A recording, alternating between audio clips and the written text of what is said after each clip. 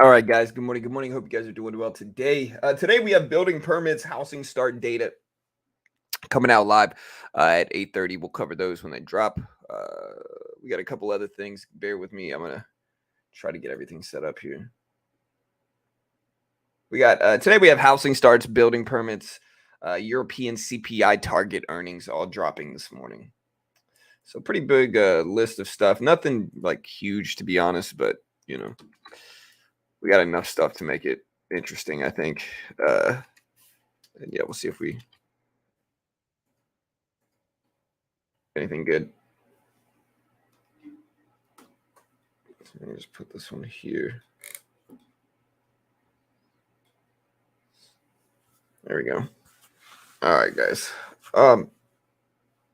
So yeah, today will be green. I have no idea. I really don't know. I could do a poll asking everybody that, but I really don't know if today's going to be red, green.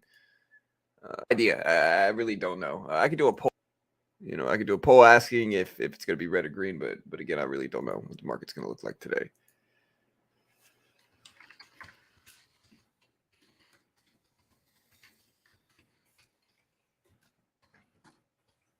Vote on the poll. Will the market close red or green today? List. And yeah. Let me know what you guys think here. I mean, we got some stuff coming out. We got building permits, housing start data, all dropping this morning. So we do have some data coming out. We'll see if it does anything. Building permit, housing start data. And so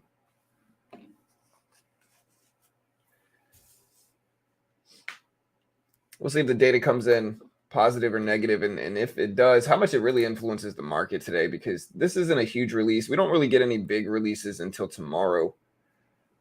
Tomorrow we have some stuff come out. So tomorrow we have jobless claims, a bunch of other stuff, but today it's a little bit less exciting. We'll still cover it. I mean, again, we got target earnings supposed to drop at 6:30 in about 9 minutes. So we'll cover that and everything else, of course. But for now, that's what we got.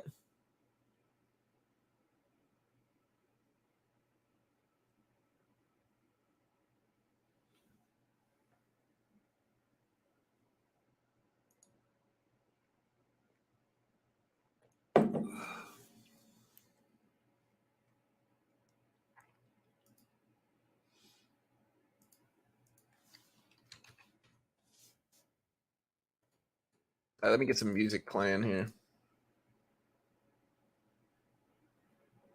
Yeah, we got the poll live.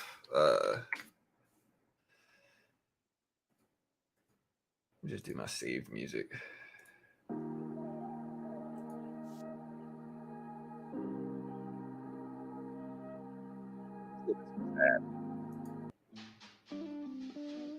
There we go. What's up, Ricky?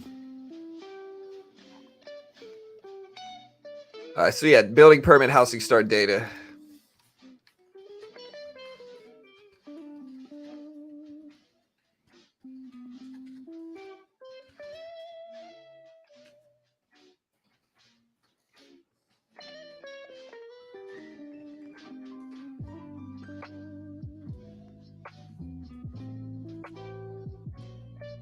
Put that up.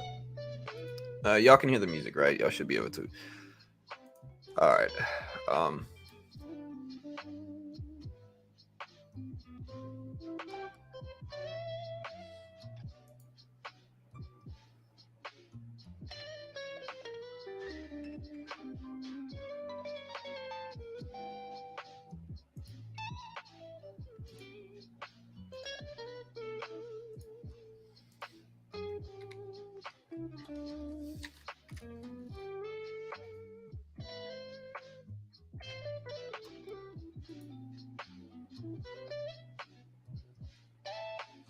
All right, PayPal bounced it up a little bit. We're green on that one today. We're a little bit green on our Disney trade today, but red overall.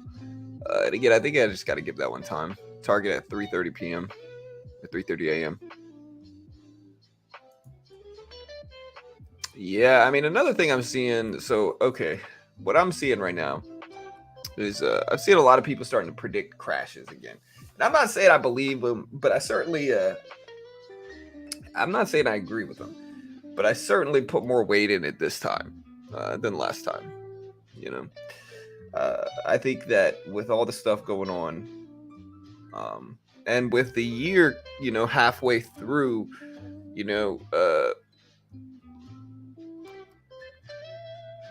I think what's going to matter more is GDP data that comes out soon, right? So we have economic and GDP data coming out, which measures economic growth.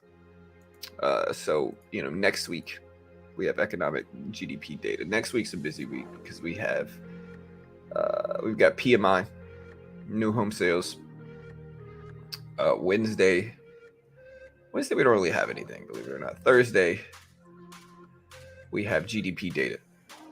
So Thursday GDP, Friday PCE, consumer spending, consumer interest, pending home sales, NVIDIA earnings, tech earnings, and then, like I said, durable good orders, PCE price index. So that's next week. Michigan consumer sentiment. I think GDP data will be interesting to hang on because remember, the technical definition of a recession is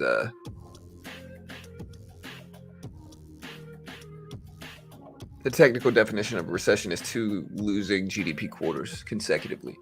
So in order to get that, we need losing GDP quarters. So I think the next GDP release, and GDP data drops once a month, right? So if we tally up the last few, if we tally up the last couple, let's see what it showed up as.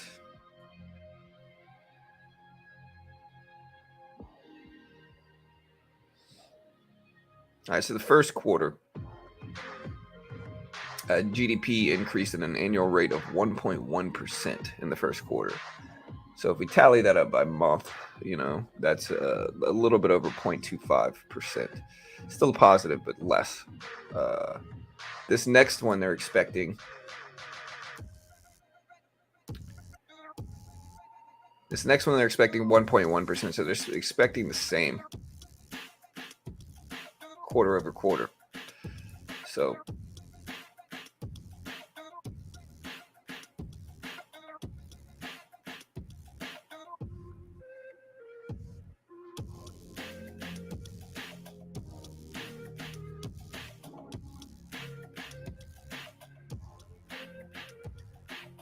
second quarter, we grew by 2.6%.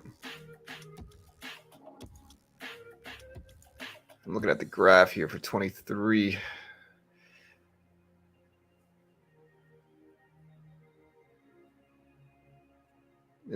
Growth is certainly stifled a little bit. The debt ceiling thing could impact it.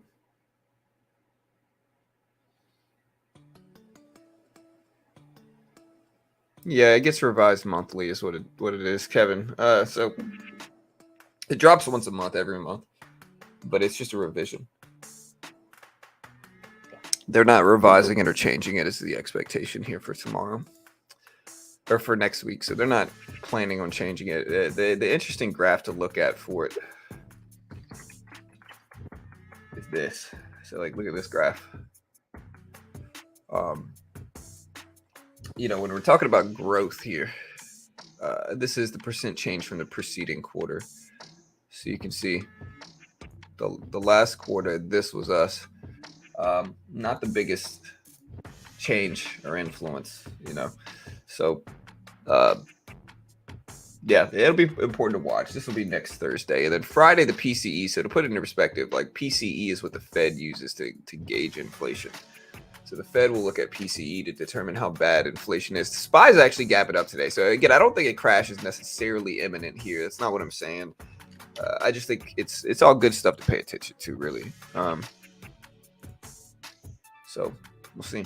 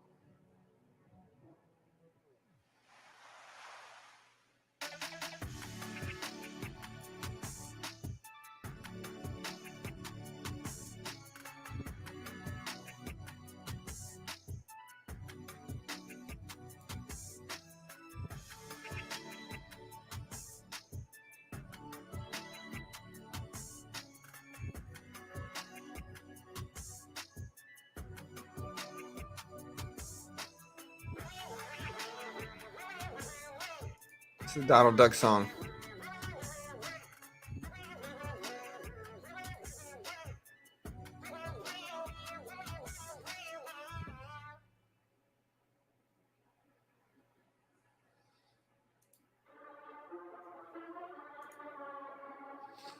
All right, guys. So yeah, building permit and housing start data going live today. And yeah, we'll see if it's anything that influences the market heavily. Again, this data is not crazy big data or anything like that. Like, it's not huge data, but it'll move the market some. We'll see. Looking at our poll numbers, 66% of people think the market's going to end red today. 34% think the market's going to end green today. And again, we'll have to wait and see.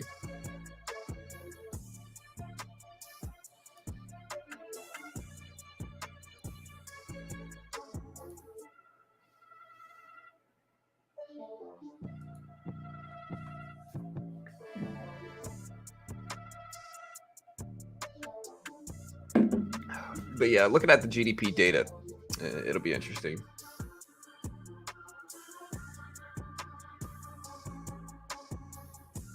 All right, the last release was April 27th. So we also have NVIDIA earnings next week too. So NVIDIA earnings comes out with their numbers.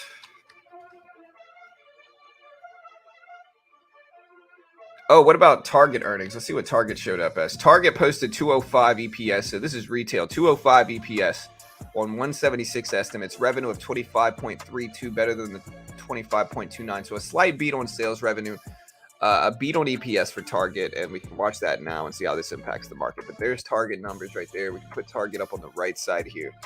Here's Target right here. So Target beat on everything, and it's still down. Such a weird market right now. Look at this. So Target beat, still dropping. So adjusted EPS came in down 6.2% from a year ago to 205, but beat the analyst estimate. And so one thing that you have to look at with recent Target and numbers in general is you have to look at what the numbers were relative to last time. Slowdown in sales. So because even though sales beat expectations, it still came in, light versus what a lot of people wanted. They didn't do any buyback during the first quarter. They still see fiscal year operating income growth topping $1 billion. Sales came in at $24.95 billion.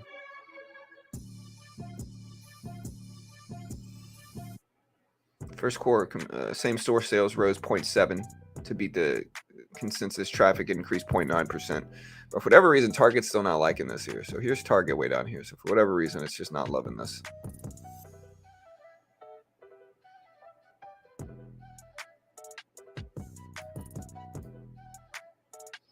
Yeah, I don't see guidance anywhere.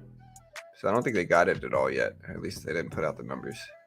They might have had it in the report somewhere, but I don't see it reported anywhere else. So they might have got it, but I'm not sure.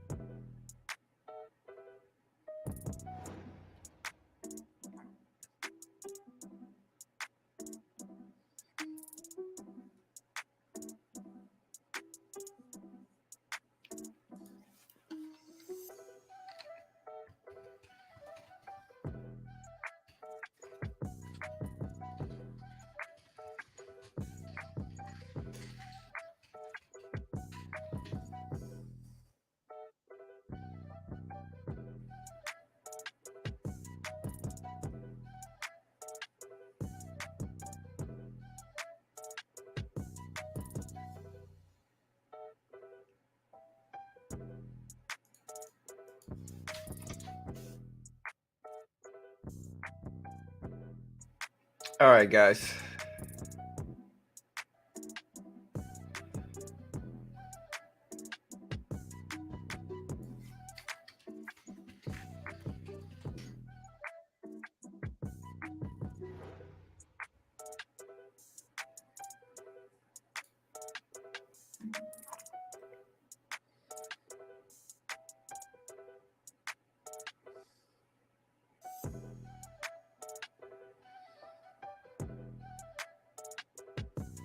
All right, guys. So yeah, I'm checking up on the GDP data here. Look at the dollar index though. The dollar is rising right now. So look at the dollar come up. So the dollar is bouncing right at the 200 EMA. It is moving up.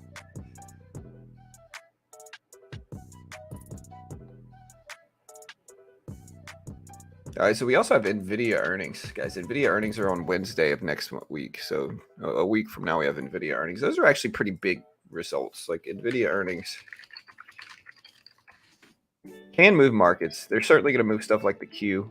And it's just a big report that we cover here. So be ready. NVIDIA numbers coming out.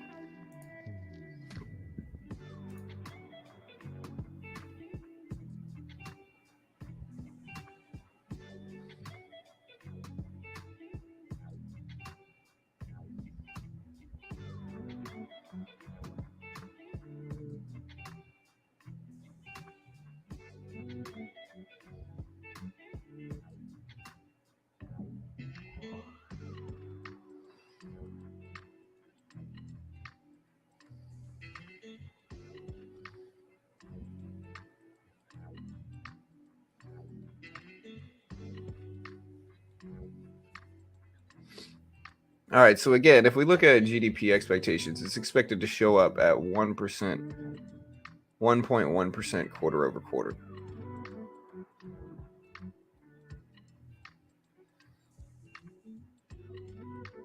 All right, and so again, to put this into perspective, guys, what this means is that last year, the same quarter, how much is GDP up or down?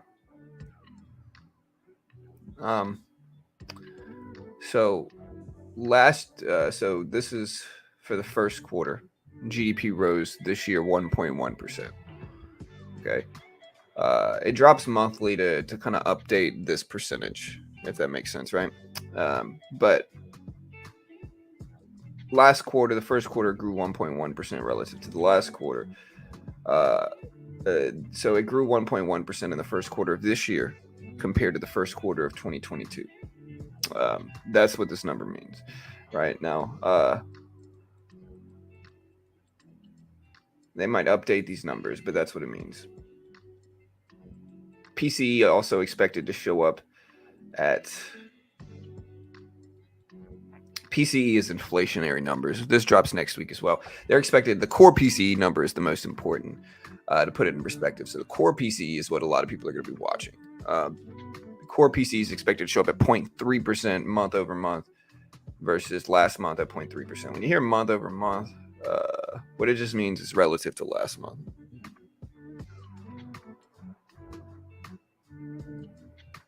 So they're expecting a 0.3% rise in the personal consumption expenditure month over month for April. So from March to April, a rise of 0.3% is what they're looking at.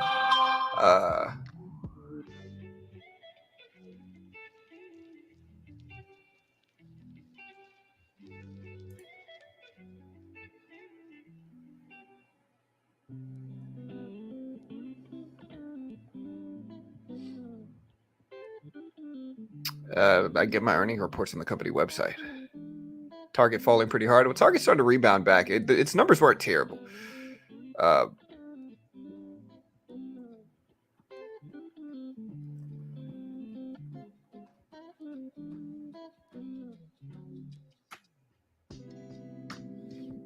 Walmart and Alibaba tomorrow. Yeah. We also have a lot of stuff dropping tomorrow morning. We got Michigan consumer sentiment and expectations.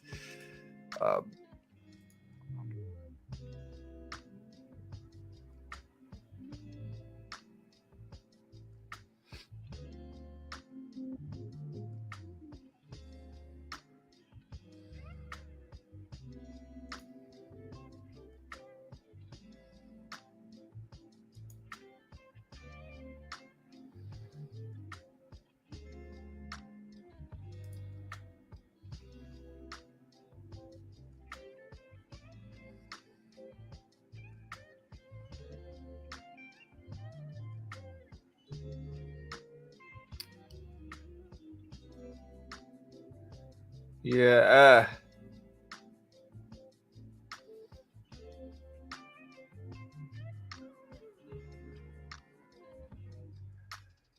Looking at the rest of these.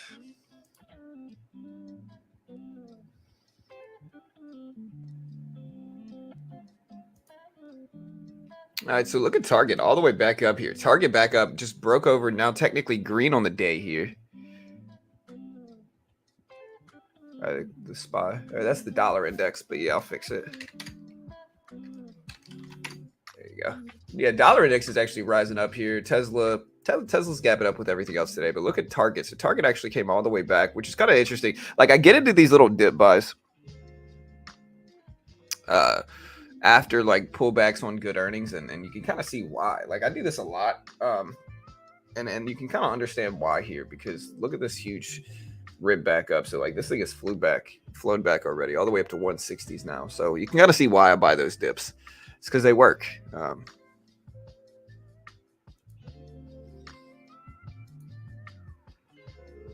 And Target up there, Tesla in the middle. See if Target holds this 159 level. It could.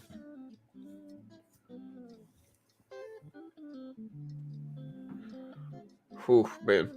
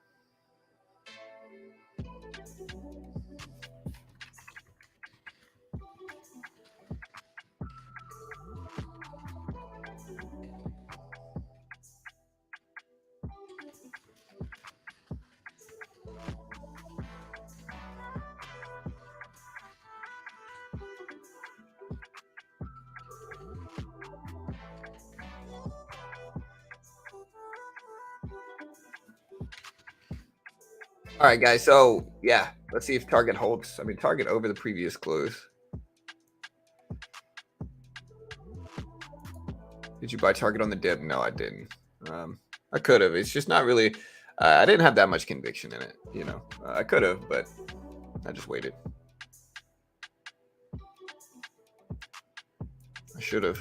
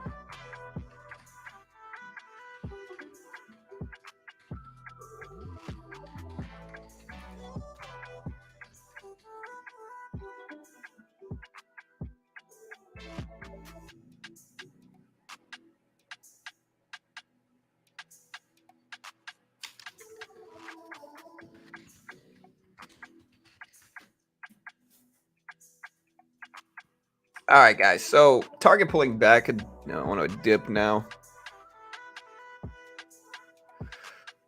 Oh man. Cisco later today.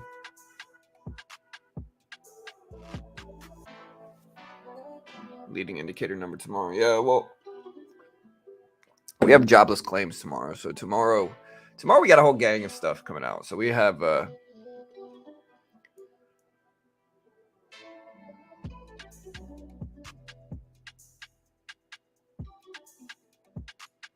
yeah, so tomorrow we have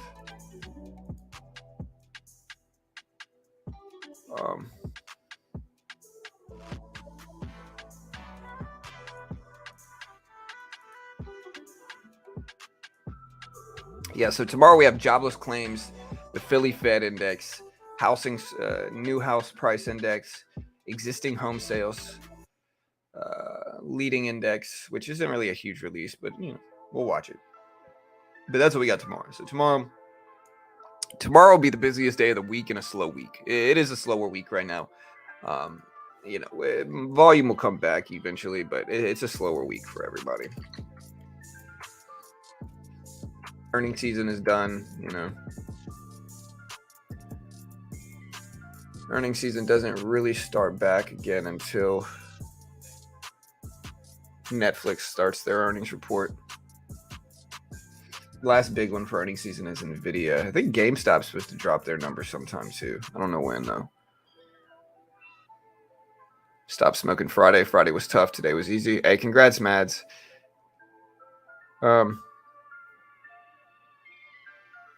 Yeah, man, I stopped smoking years and years ago. It was tough though, dude. Like, it's one of those nasty habits that it's just a nasty habit, bro. It really is, dude. It really is a rough habit, man.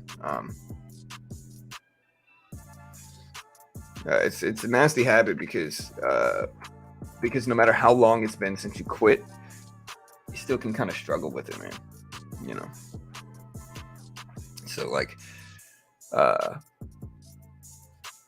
So I quit years ago, and the way I quit was simple. And so if anybody wants the way I quit was pretty simple. What I did was I smoked my whole life. Like, I smoked cigarettes my whole life from when I was like 17, 18 to when I was 30, so I smoked my whole life. The way I quit was that I went from vaping. So what I did was I would smoke cigarettes, and then I went from smoking cigarettes to vaping nicotine, right? So I'd switch to vapes. And I know a lot of people hate on vapes, and I get it. I'm not recommending you guys do it, but this is what I did. I went from smoking cigarettes to vaping nicotine. And then I went from vaping nicotine to vaping CBD. And then I went from vaping CBD to nothing. And that's it. And that worked very well. Like, I didn't struggle. I didn't have any really urges to smoke. Smoking's such a nasty habit, though, that like anytime I smell one, still, even if I smell one today and it's been like years, I still kind of get the urge to want one, So it's a habit that never really leaves you. It's about learning self-discipline is really what it is. Like, that's all it really is.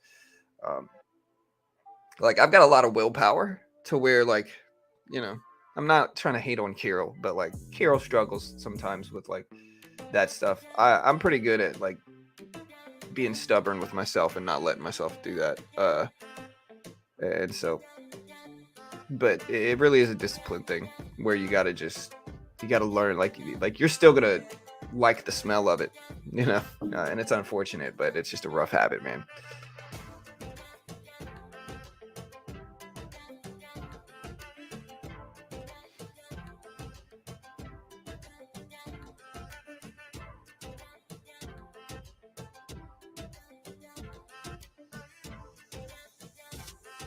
Yeah, I mean, what I noticed, Mads, is this, right? What I noticed, Mads, is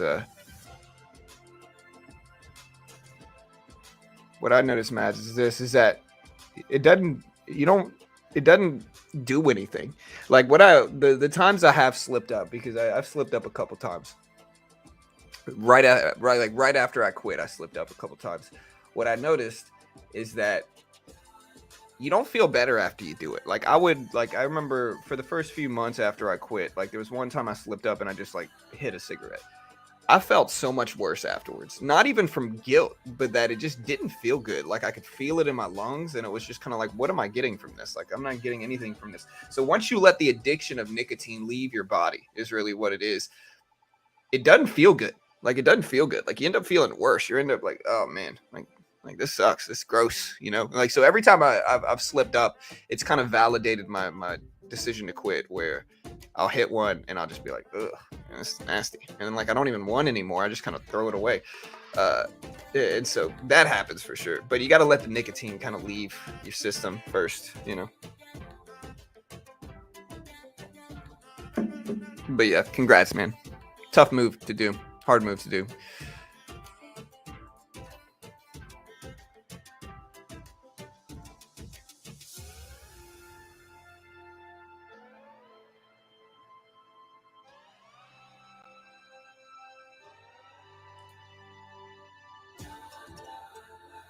All right, Tesla at 169s here. We got Target at 155.70s. So Target ended up rejecting back down, and now it's green.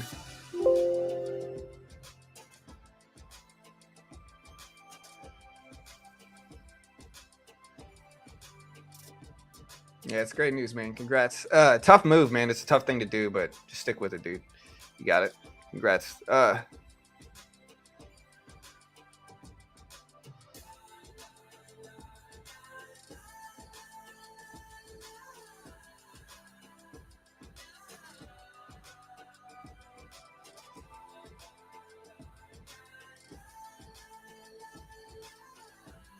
Like I'm watching some of these.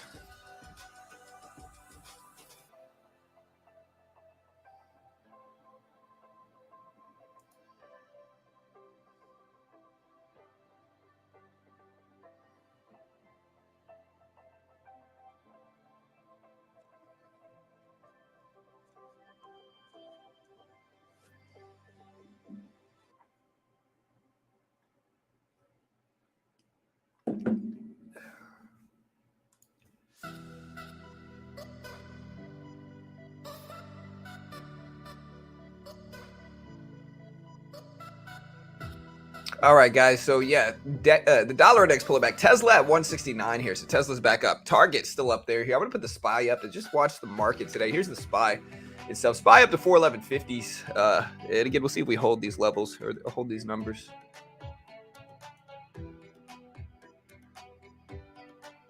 I don't think it breaks over it, but who knows? Yeah, it really does, man. It comes down to willpower and discipline. It really does, dude. Like, again, I know some people, they struggle with saying no, and it's not about like you have to have strong willpower. You really do. You have to be like, yo, look, like you got to be strong minded is really what it is. Like you have to say, hey, this isn't gonna do anything. Like I know I'm craving this one specific thing, but like afterwards I'm gonna feel worse, and like it's not gonna do anything, And like that's if you tell yourself that, it's a lot easier to not do it.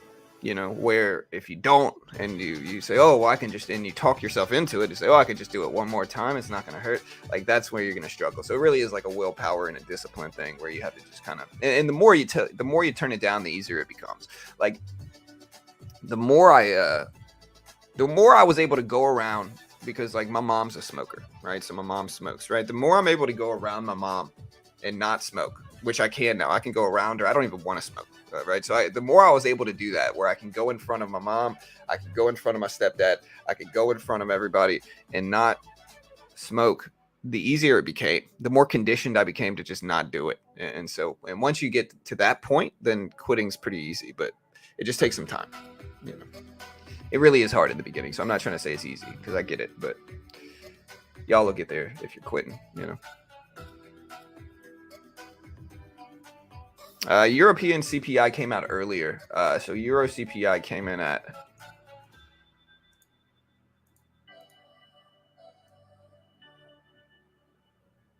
European CPI came in at 7% versus 7% expected. So 7% CPI year over year. And so this was 7% projected for this year versus. So if you don't understand what this means, guys,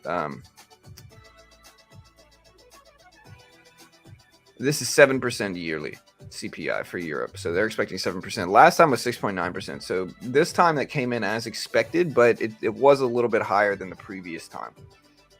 Month over month came in at 1% for core CPI versus 1% expected. Month over month base CPI came in at 0.6%. So a little bit lower than expected versus the 0.7% expectations.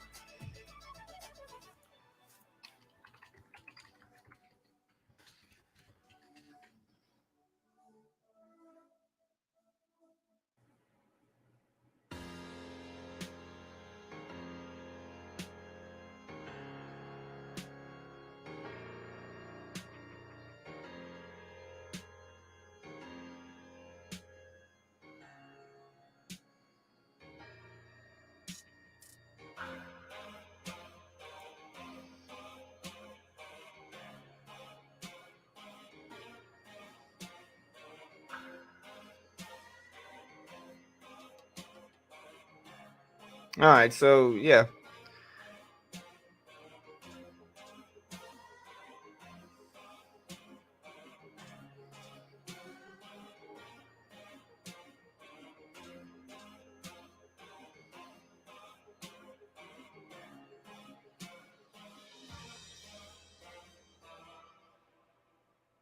So versus last year, CPI came in about normal.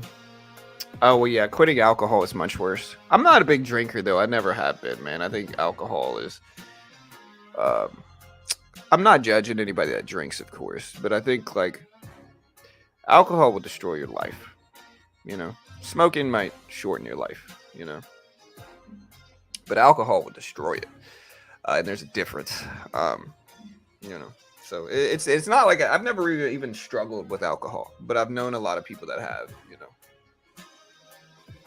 And so it was pretty easy. Like, I've never been a huge drinker. Like, I'll drink socially at weddings and stuff, you know? But it's not something I do at home. Just not something I ever do, you know?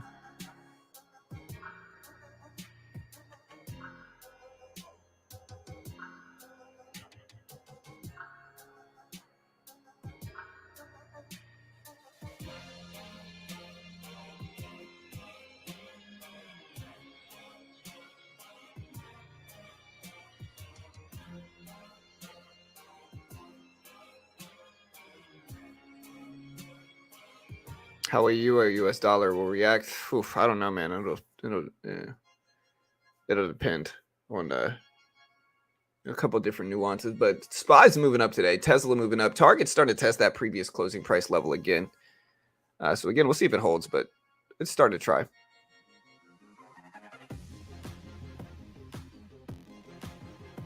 Yeah, I mean, cannabis is different though, Stuart. I think cannabis can be used in a more medicinal way. Cannabis has also been shown to reduce inflammation. So in terms of like health effects, it's certainly not worse than alcohol or cigarettes. Cannabis is far better for you than all those things. It also doesn't cause physical withdrawal symptoms. There's just a lot of reasons that cannabis is objectively less harmful. You know.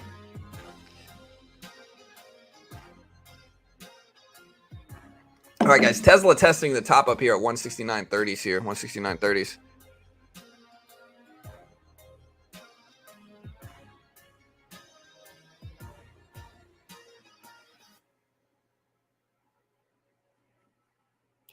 Yeah, European CPI. So because it's Europe, it dropped earlier. So Euro CPI dropped at 5 a.m. Eastern time. So like hours ago. It's almost 7 a.m. now. So I'm guessing you're short, Minnow. He said, freaking SPY, I'm getting killed. Yeah, I'm assuming you're short. No? All right, Tesla up to 169.40s here. So Tesla's starting to pop up a little bit. Again, target at 157s.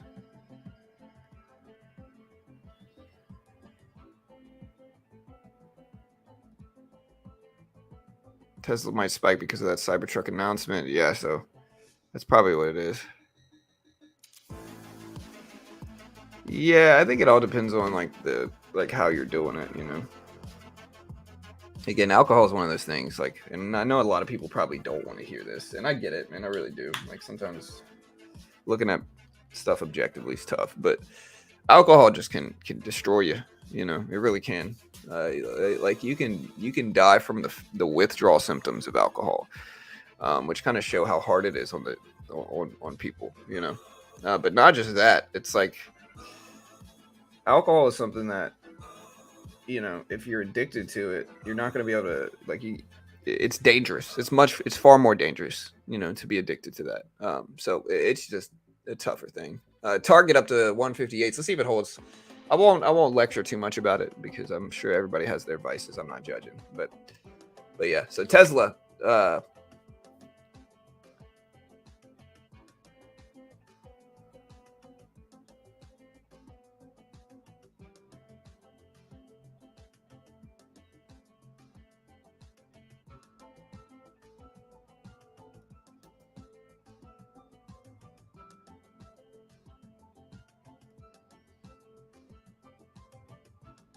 yeah. So isn't Elon? Oh yeah, this week we have the Jerome Powell meeting Friday. So I forgot about that. So we do have Powell talking about stuff Friday. So Powell's going to be interviewing Bernanke, I believe, on a panel, if I remember correctly, for Friday. So that'll be big. That'll be fun. We'll watch that to see what happens here.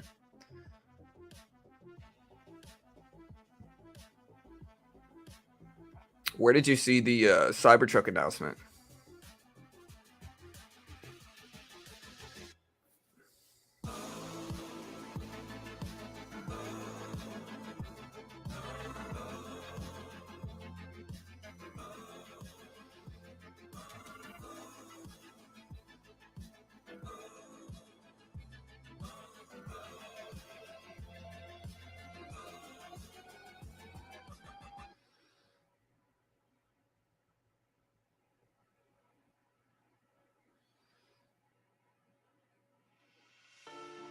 Yeah, I think food can heal you for sure, but it depends to a certain extent. If you let it get too far, it can't. You got to look at like we were watching the show on Netflix about chimps, uh, and you got to look at like what they eat, right? And they eat protein, like they eat meats, but it's certainly not like daily. You know, it's kind of something where if they can get lucky and catch something, you know, they'll eat protein.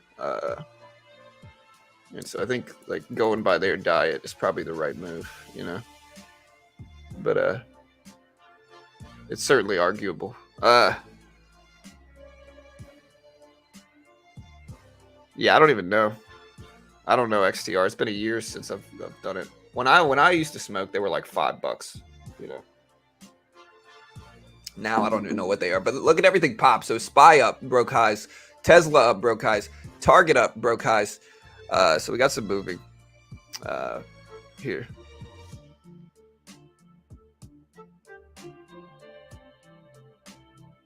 Coming out within a year? Okay, that's good. He's been saying that for a while, but I hope he's telling the truth.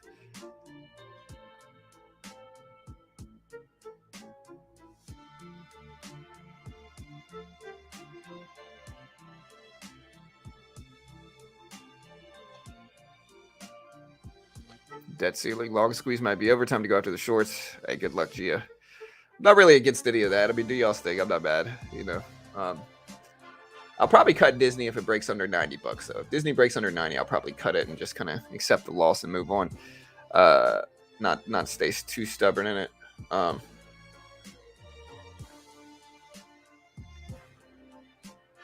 got some other trades. Like I'm in PayPal. I'm in Square. And I think I'm flat on Square. I don't know. Let me see. Okay, so I'm basically break even on Square. Disney's ramping up though, so I'll let 90, maybe 89 be my stop.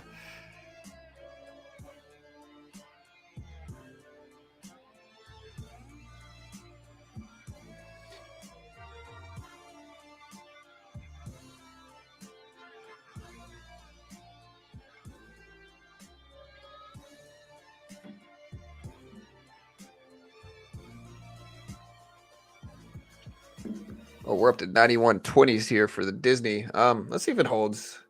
Again, my average is not really that far away from this, and so, but I don't want to. Okay, I don't want to risk too much on Disney. I think Disney's objectively cheap right now relative to where it should be, but if we start getting down there to test those lows, I don't really want to mess with it.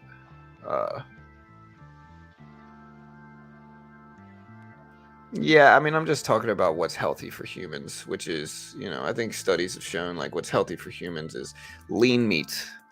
Lean meats. And it makes sense because, like, if you think of what our hunter-gatherer ancestors did, they walked around picking berries. They occasionally ate lean meats, mostly, you know, but it wasn't something where they were eating just this abundance of meat daily.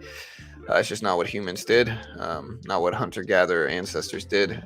So if you look at what's probably the most healthy for humans, it's going to be lean meats and mostly like fruits and veggies. Now that's a hard diet for most people to stick with, so I'm not judging. I definitely can't stick with it. I love me a burger, okay? But in terms of what like our bodies have evolved to consume, I think that's probably it. That's probably why, you know. But it's arguable, like I said. What do you guys think of Amazon going to do today? Down pre-market this morning.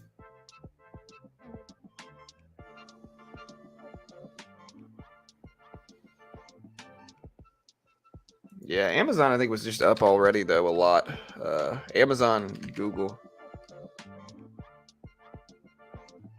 Google up to 121s. Google just been on a huge tear, which is great. I hope it keeps on moving, you know.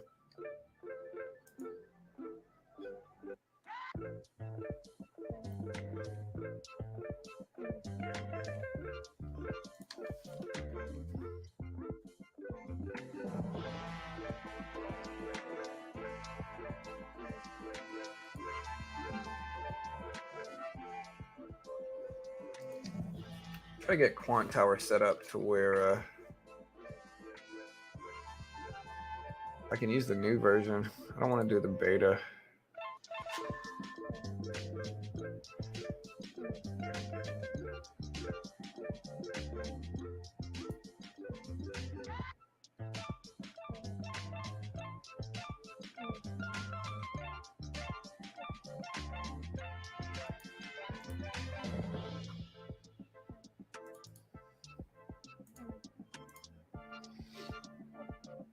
Disney's looking okay this morning. It's gapping up nicely, so we'll see if that actually holds. Everything's kind of up. Target's the one to watch, I think. Target's kind of consolidating here. We do have some data coming out today.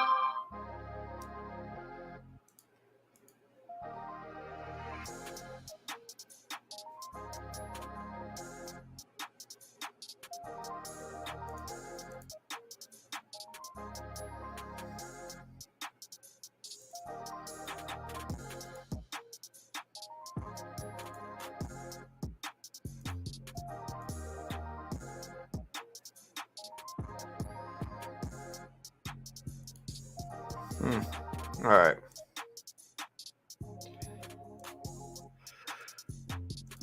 All right, so here's Quant Tower. So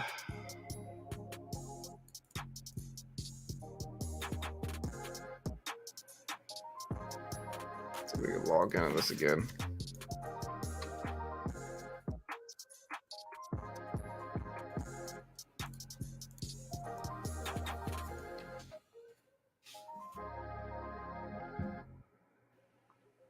All right, so we got a little pullback at Tesla here. We're right down to the 169.20 level. 169.20. We do have housing starts. We do have a lot of other data coming out today. So we'll see if we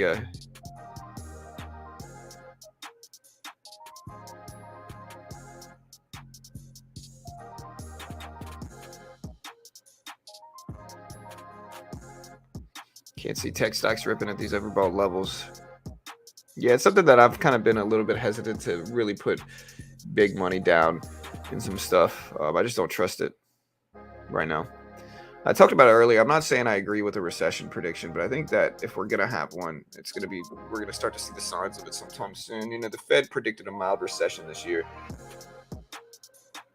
And so again, if they turn out to be correct, we're going to start seeing the signs of that. We have GDP data next week on Thursday, and then we have PCE data, which is the personal consumption expenditure, on Friday. That's all relevant data to the market.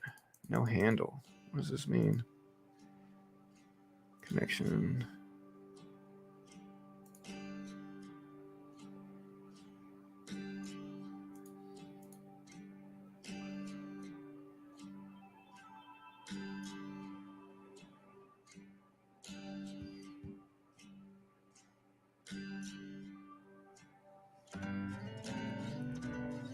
All right, guys. And again, we're watching Tesla dip. SPY still pushing up pretty green today. Again, Target did drop their earnings.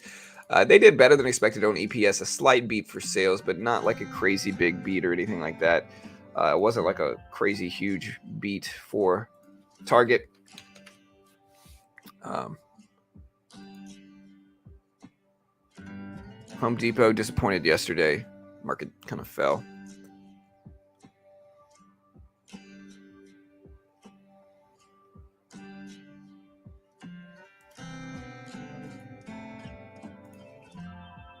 Exit out of all this stuff and try to restart this.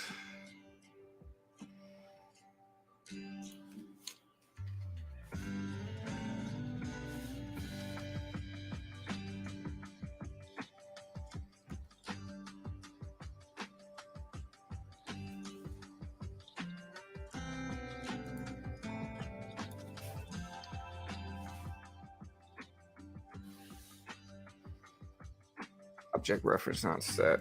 What does that mean?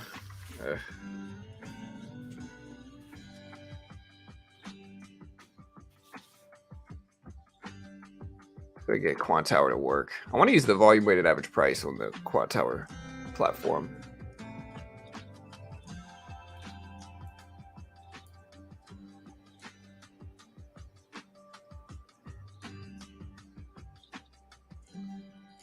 I'm not sure if you're trolling me, Martin. What's the normal daily gains for a successful trader daily? 2% of the account size? Of course not.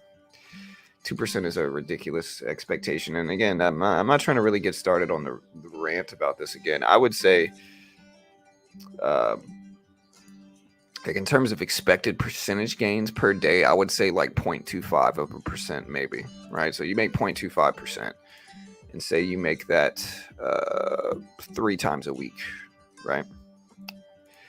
That's 0.75% a week, 0.75%. So you do that every week, you're going to be making about 3%, a month. You do that really well, you're going to be making about like 38% a year. You can do that. You're going to be like elite of the elite, right? So I'd give it like 0.25% or so. But maybe less than that. Again, this is a hard ask. Making this much is a hard ask, So 40% a year is a very tough thing to do, And of course, if you go to day trading, everybody's going to be the greatest. Everybody's going to be experts. Everybody's going to be pulling in 5% a day. Just buy their course and they'll show you how. But that's the reality of it. It's just it is what it is. That's what it is. Unfortunately. That's kind of how it is. Yeah.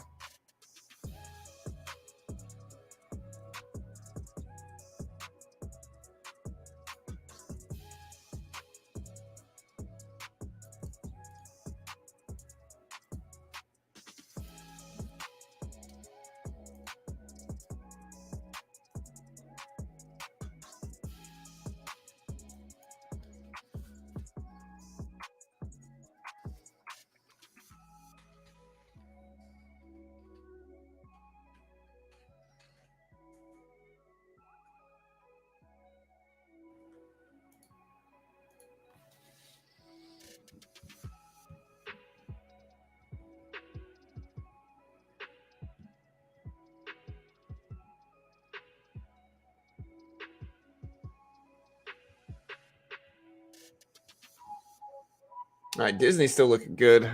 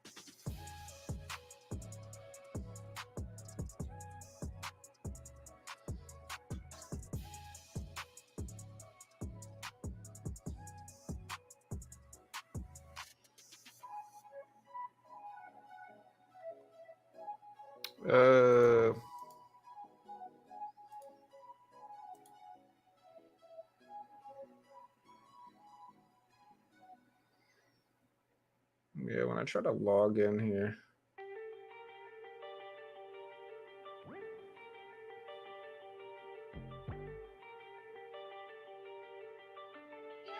It says no handle. What does that mean? All right, so we're pulling back here.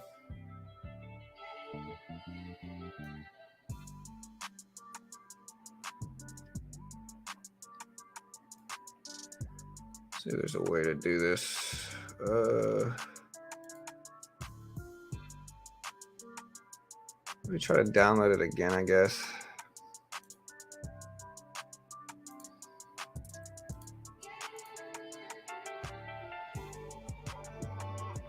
All right, so we are here, guys. I might start trading some futures if I can get this set up.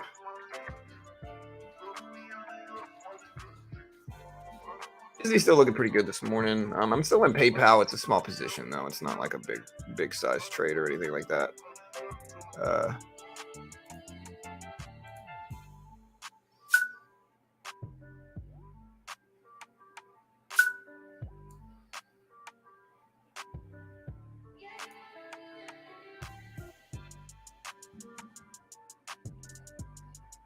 So it says it's loading symbols. No handle. All right.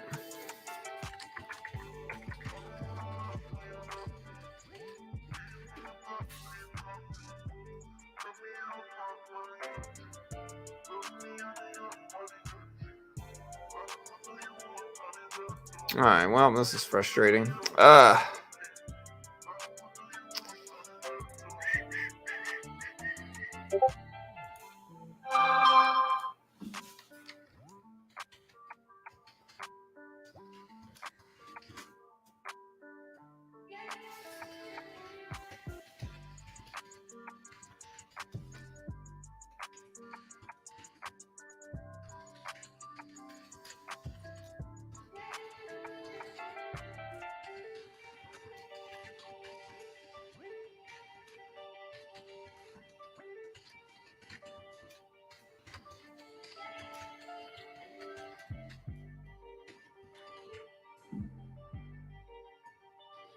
All right, guys. So we're getting a little pullback on the SPY here. Let me check on the chat.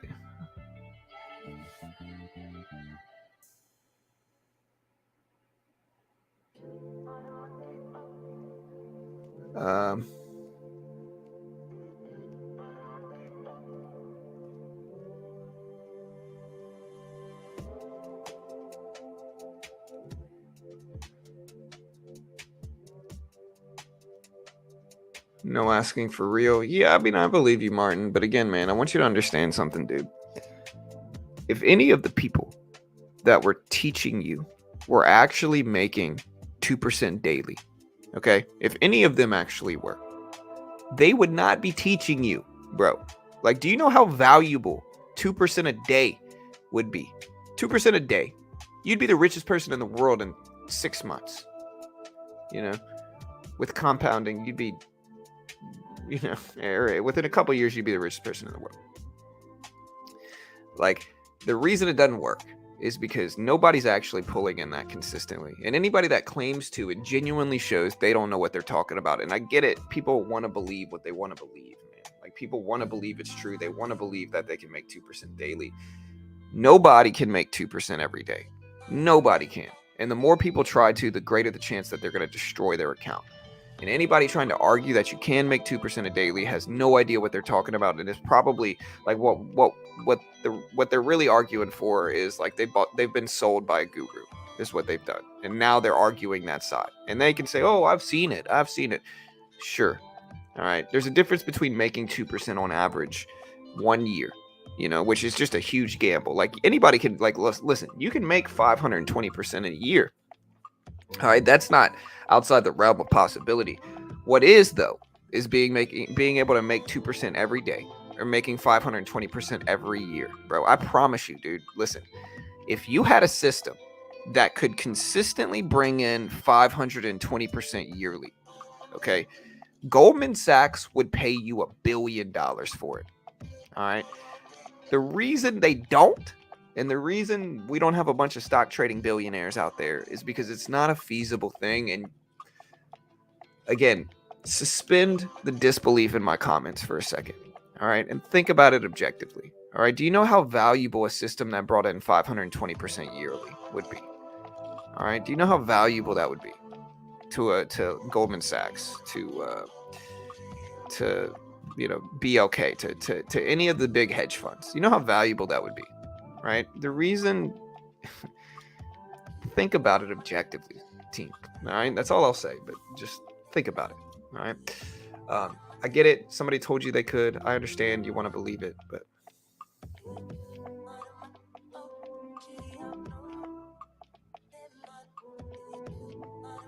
right, absolutely.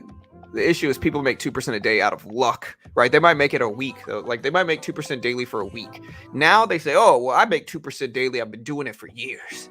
It's like, no, you haven't. Again, real traders understand this. If you've been sold, you might not believe it. You might not understand what I'm saying. Real traders are going to recognize the nonsense immediately because they understand the reality of trading. Again, people who are easy to sell, like their prime targets, like people who are selling stuff, their prime targets are people who just eat that up. They're gullible. They say, oh man, 2% a day is possible. I can do it. Like, get out of here, man.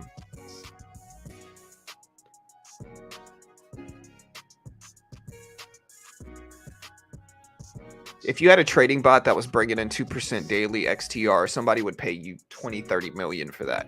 Okay. Like, yeah, they wouldn't be selling it by $30 subscription every month, brother.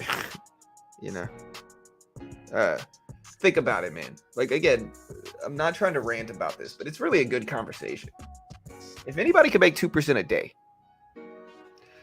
they could sell that for $1 billion.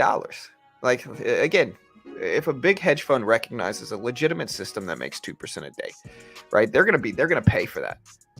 The reason you don't see that is because it doesn't exist.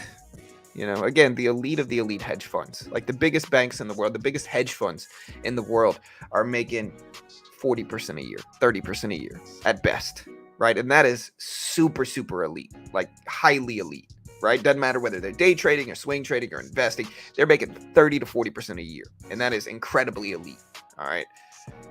The only place you really hear this 2% thing is from people trying to sell you stuff, courses most, right? So think about it. Think about it objectively. Okay, I know it's hard sometimes. Like people, if somebody told me I can make 2%, they're going to teach me how. That's a very pleasant thought. Like, oh man, 2% a day. That's so pleasant, man. I would love that to be true, right? Like again, I'm planning my life. Like, man, I'm going to be rich. I'm going to show everybody how smart I am. I'm going to do all these things. I'm going to be planning my life. If somebody else comes along and they're like, hey, that's nonsense. You're not going to make 2% daily. That might be a hard thing for me to let go. Again, confirmation bias. You want to believe it's true, right? And so that's where we get kind of some kickback from a lot of people. It's because that's a hard thing to let go. Like that dream of making 2% daily is a hard thing to accept. That's not real, but it's not real, and you gotta be honest with yourself at a certain point. Anyways.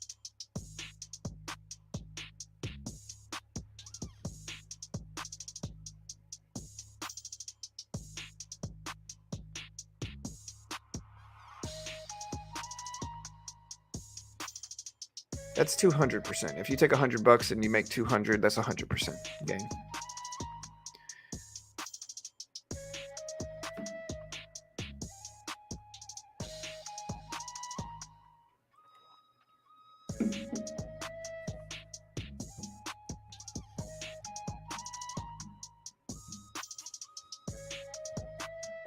Look, I'm not going to mention names, but if any YouTuber out there really had a system that was making them 2% daily, they would not be on YouTube. They would sell it to Goldman Sachs. They would sell it to BOK. They would sell it to a big hedge fund for $30-40 million.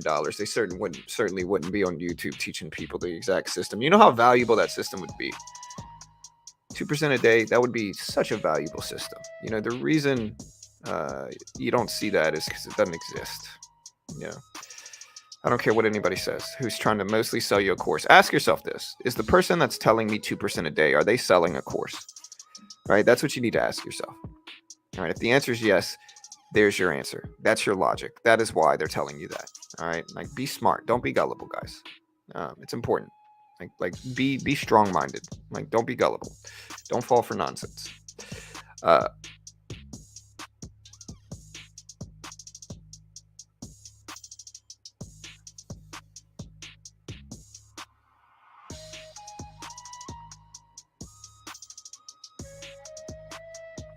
Oh yeah, it's possible, Bob, but possibility doesn't equal actuality.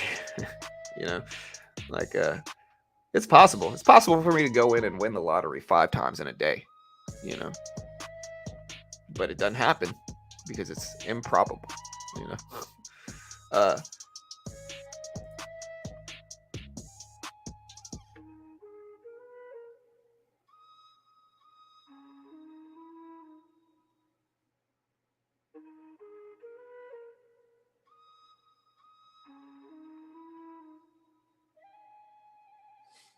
All right, guys. So yeah, SPY pulled it back a little bit. Part of me wants to buy the dip some here, but I'll just wait. I guess I'll buy a little bit dip trade here. We'll get a 50 shares right here on the SPY. We'll see what happens.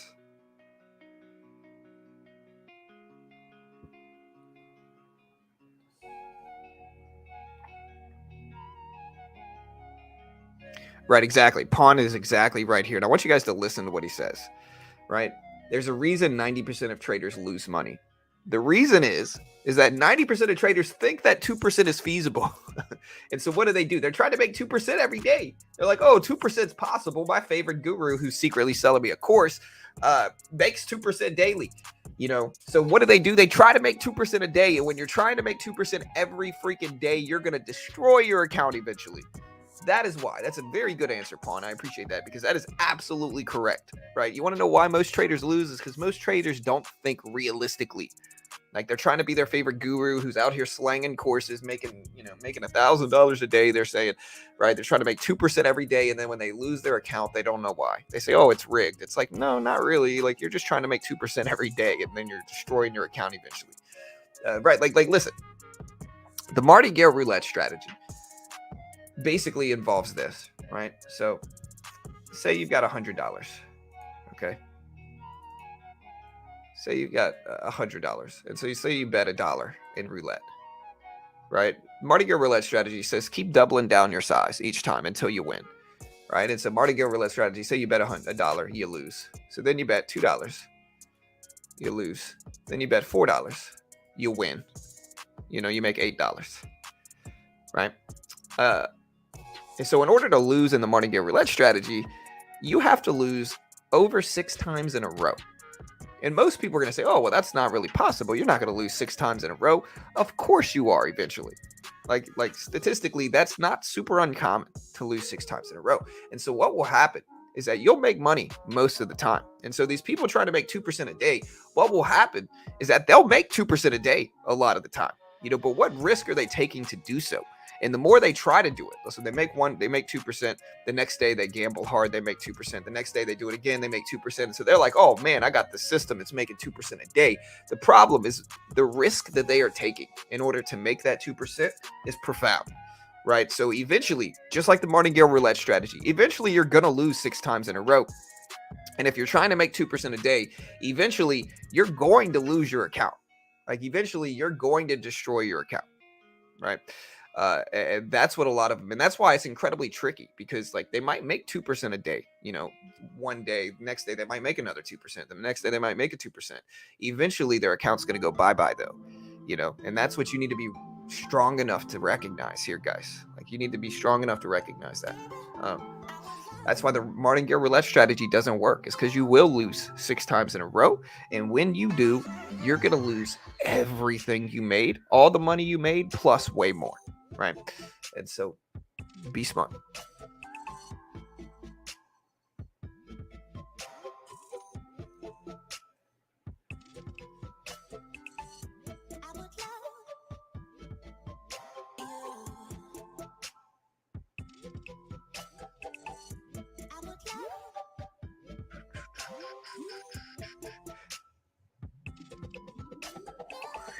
Hey, thank you, Abel. Hey, I appreciate it, dude.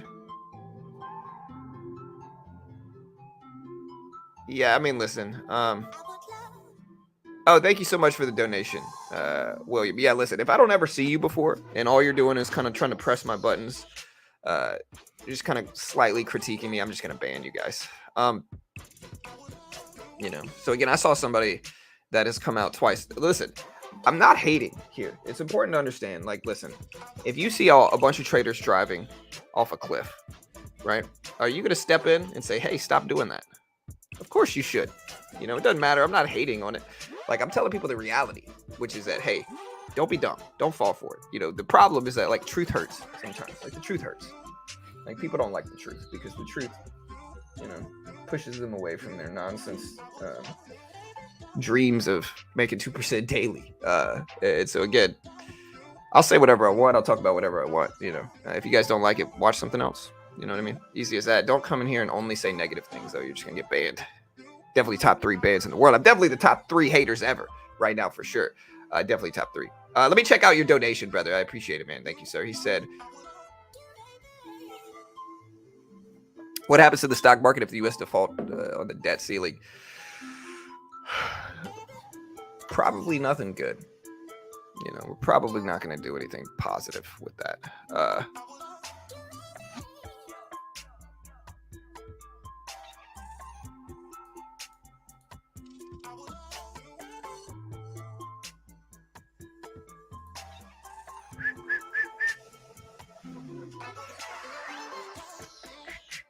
Okay, might have to go and make 2% hater emoji. Yeah, honestly, that it might be time to do so.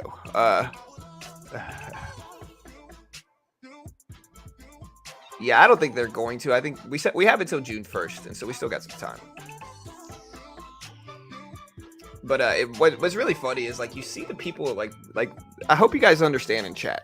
If you're coming out critical of what I'm saying, you're basically showing how gullible you are, right? So like anybody that's mad at me for saying what I'm saying means that they've been sold a dream. That y'all are the ones buying these courses, you know. Y'all are the ones getting talked into doing the stuff, risking 2% every day. And so again, listen, if y'all don't want my help, it's all good, but don't get mad at me for helping. You know? Yeah, honestly, somebody asked me earlier, like, hey, what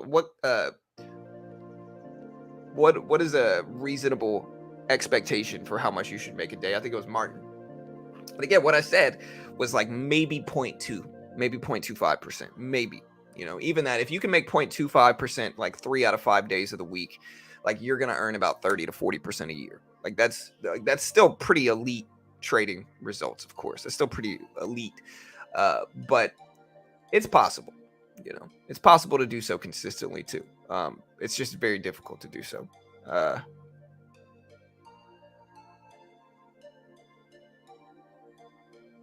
Yeah.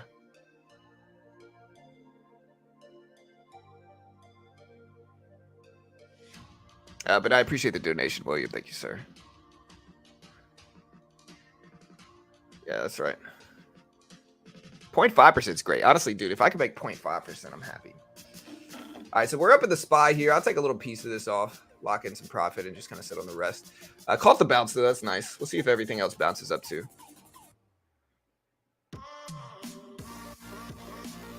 I've learned a lot from beginner trading in relation to technical analysis, way more than I've learned through paid courses. Hey, my guy, thank you, man.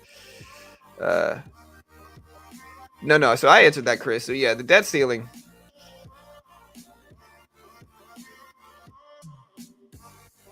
Yeah, so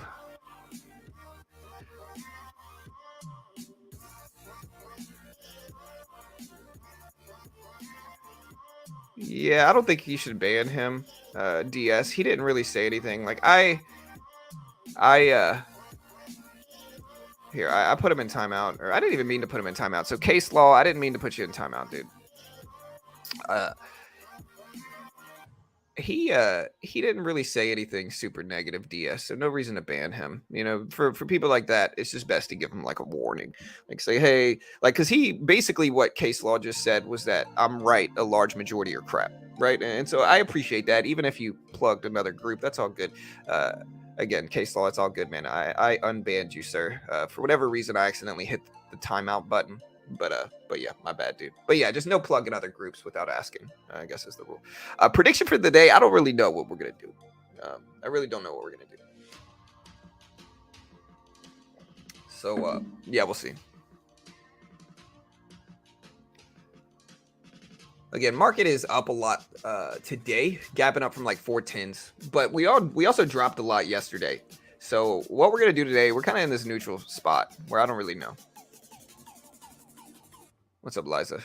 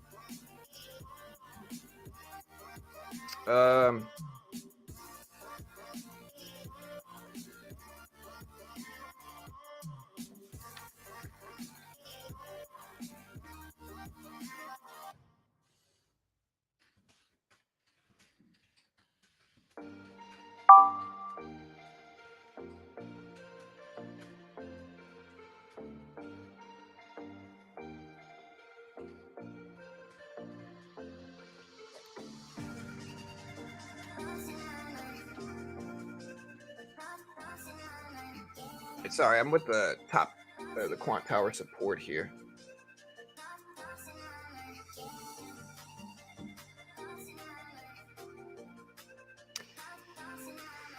The main problem is mental. You can engage more than 100,000 daily and more.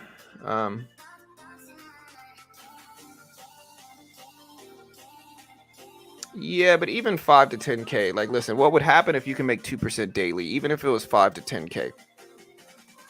What people would do is that they would make 2% daily, and then they would just withdraw the extra. You know, they'd make 5 to 10% daily, and then they withdraw the extra. Making 2% regularly daily is not possible, regardless of account size. Like, regularly making 2% daily is not possible, regardless of account size.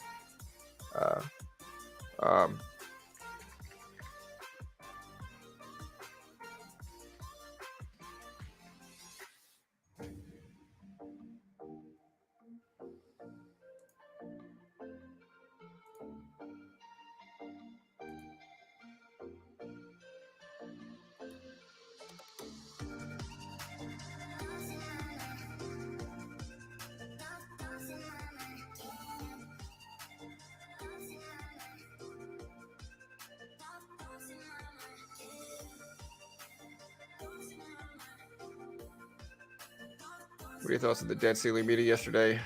I think it's a mess. The whole thing's a mess, in all honesty.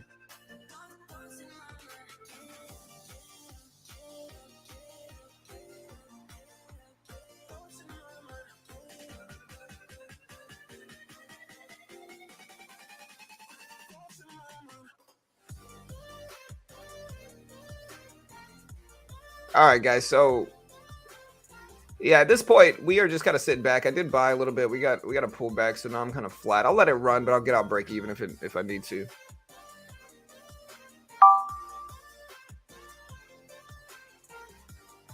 Yeah, I mean, like I said, the problem here is, like, this is actually a really good conversation to have. Like, it's a really useful conversation for traders to hear, right? Like, it's important for traders to hear.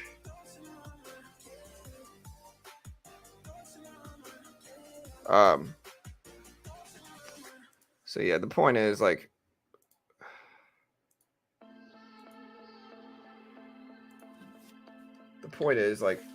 it's just a good conversation to have. It's a necessary convo that people need to hear and, like, learn from. Let me see if I need to download .net.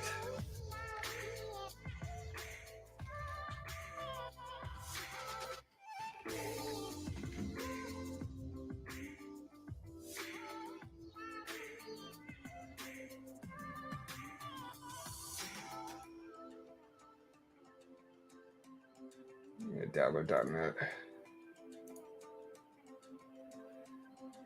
See how this helps.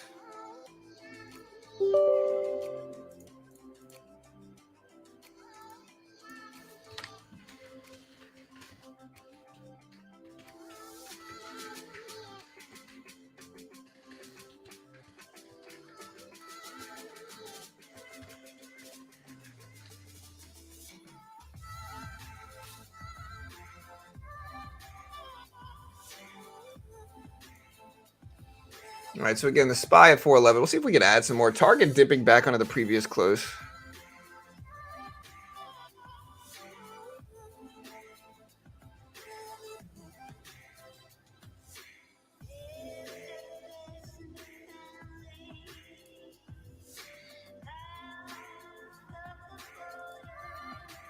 All right, let me try to download this newer version of Quant Tower.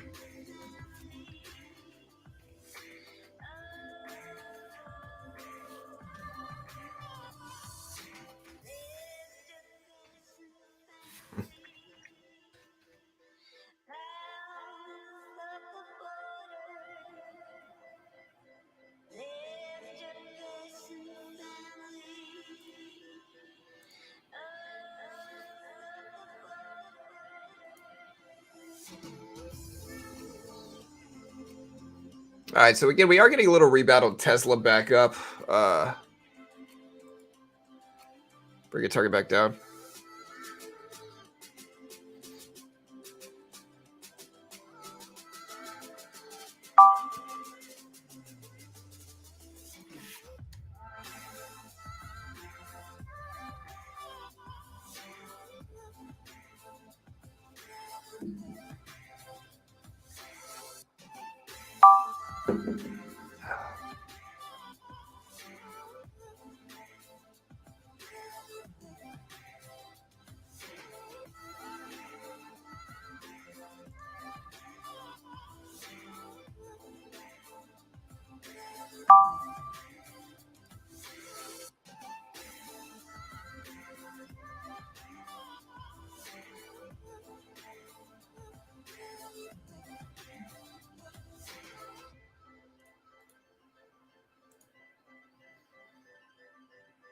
All right, guys. So again, Tesla up to 169. So your target's still consolidating. We're at Disney. Disney looks strong today, but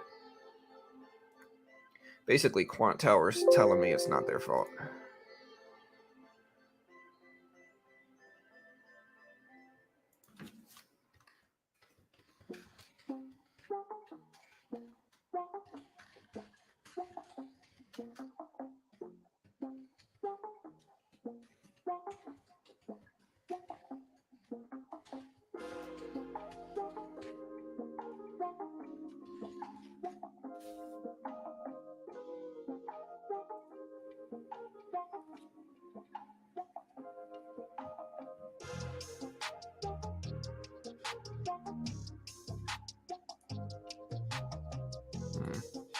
Yeah, I'm sitting there trying to download all this stuff. It's kind of a pain.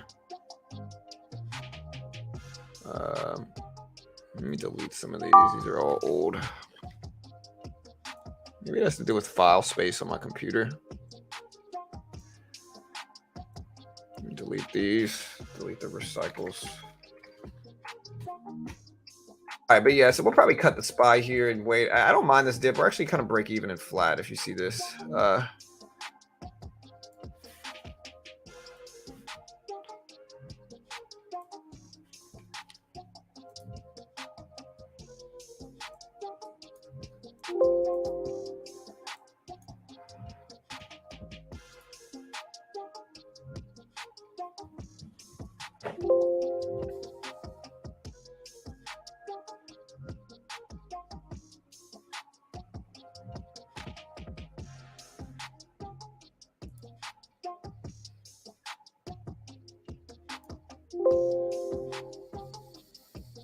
All right, guys.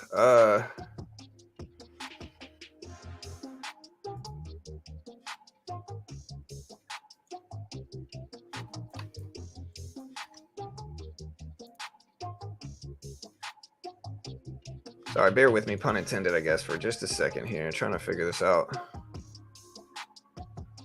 TJ Maxx dumping? Yeah, I mean, there's usually an inverse correlation. So there's usually an inverse correlation with the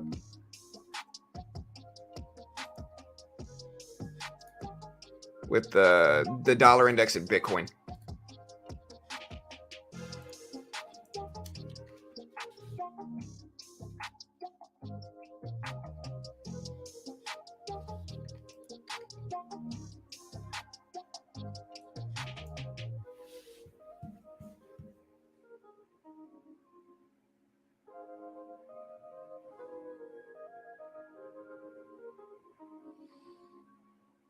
And so it looks like the old Topstep let me log in here.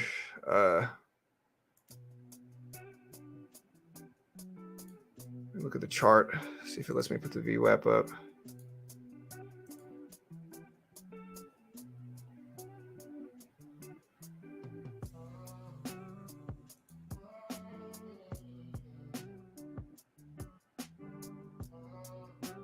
$70 a month.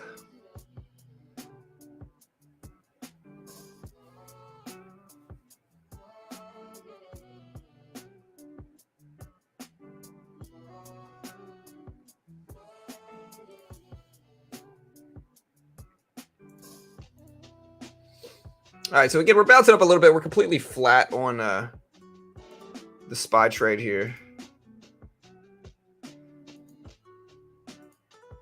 I'm not gonna pay for this. Hold on.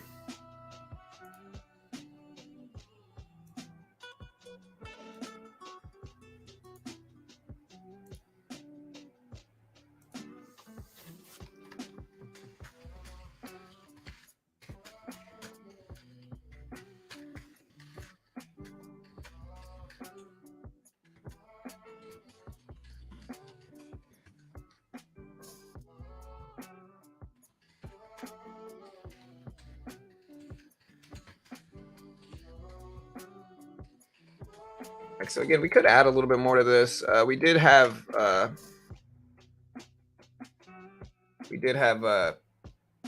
numbers come out for Target, and Target came in better than expected for EPS, better than expected for sales.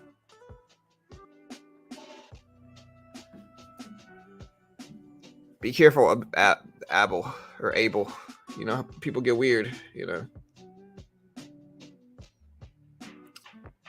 Yeah, I mean, again, the best way to explain it is if I go up to somebody and I say, "Hey, I've got this great system that helps you win the lottery every week. You'll win $1 million in the lottery, you know." And I sell you, I give you some really like sophisticated wording with it, and say, "Oh yeah, you know, I got this great system that's going to help you win the lottery every week," right? Some people might believe it, and when they do believe it, they're going to get their hopes up, right? So that if somebody else comes along and they're like, "Yo, look, that person's just lying to you," you know, I might get mad at the person that tells me that, because I really want to believe that somebody's got a system that can win the lottery every week.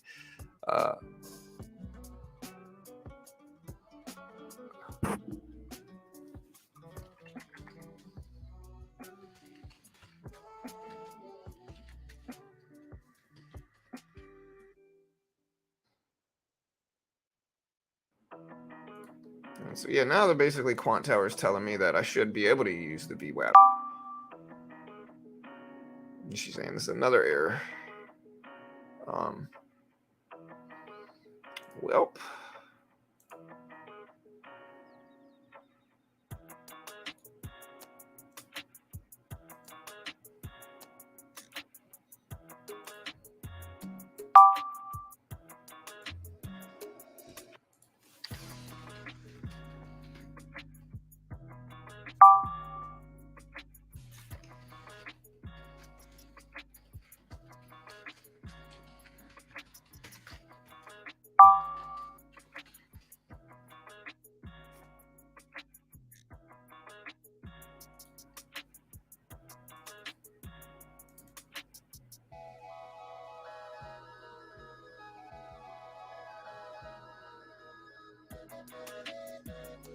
All right, so we're bouncing up a little bit. We're still up $1. Retail all warning on a recession. I don't know, man. I think Target's a good indicator of this. Like, Target's pretty flat. So I don't know if we, again, what you really want to watch is GDP data. So GDP data comes out next Friday, or next Thursday, actually. So that's really what you want to watch if you want to see, you know, what the likelihood of a recession is. You want to watch the GDP data next week.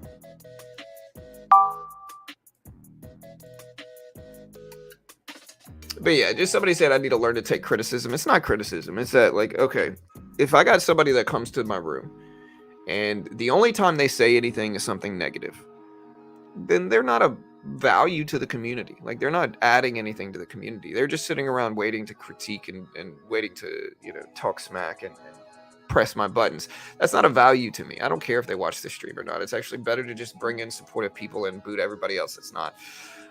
In my mind, you know, it doesn't matter how many people I ban or anything like that. Like, most of the time, it's just the same people creating multiple different accounts over and over again to try to press my buttons. And like, if that's how they want to spend their life, I mean, it's all love here. You know, again, I'm truly happy with what I'm doing. I'm living my dream here. You know, I could sit here and talk about the stock market every day for 4 hours, and so I'm very happy with what I'm doing. But, you know,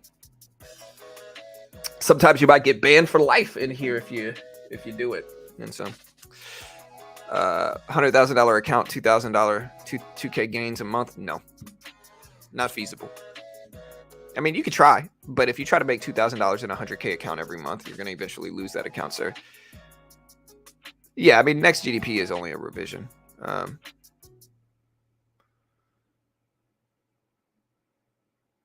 2% a day for 200 days is 1.28 mil. Yeah. Why don't you trade crypto? Less consolidated volume. I tend to like trading stocks. I'm from Louisiana. I'm from the South. Yeah, I mean, the guidance was bad for Target.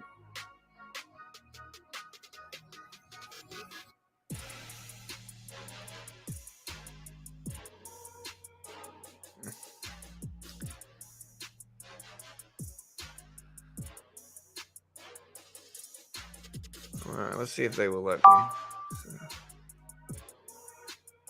Now I'm gonna have to record my screen so this Quant Tower rep can see that what I'm telling is the truth. Such pain, but whatever.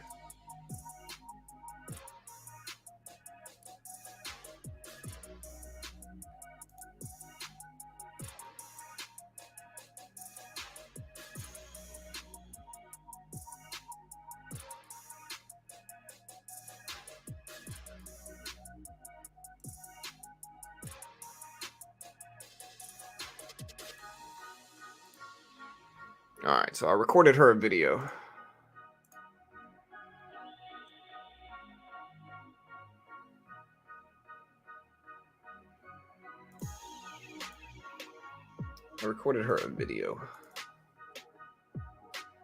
Oh, so she doesn't let me. All right, let me see how I can find the version number here. All right, so again, we're slightly red on this trade. Tesla pulled it back under the VWAP here. Target up on the left. Let me see the version number.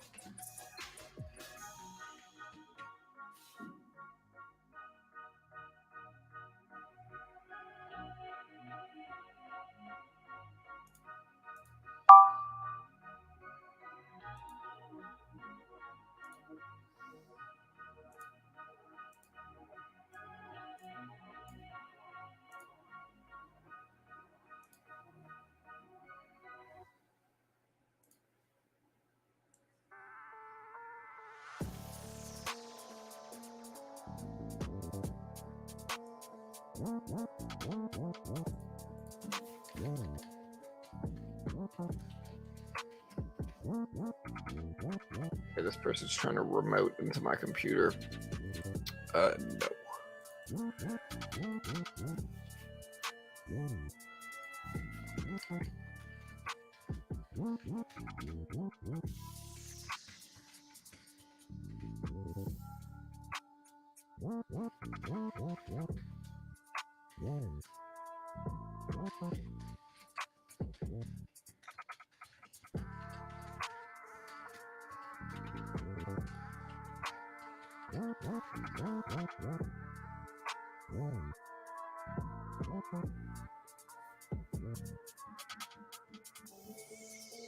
All right, at 411.60s here. 411.60s. Would you swing HD down here at these prices? Yeah, the tech is up a lot. Yeah, tech moved up yesterday too. Let me see Home Depot. I know Home Depot dropped earnings yesterday. I don't know. Home Depot, like the problem with this trade is that Home Depot might be valuable. I guess Home Depot is probably okay. I think it's just correcting a little bit. Yeah, 1 to 2% a month is fine.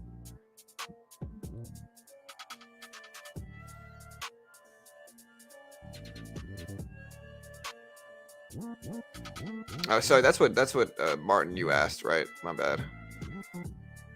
2K gains in a month. Yeah, making 2% is fine. In a month, you know, if you can make 24% a year, you're doing pretty solid.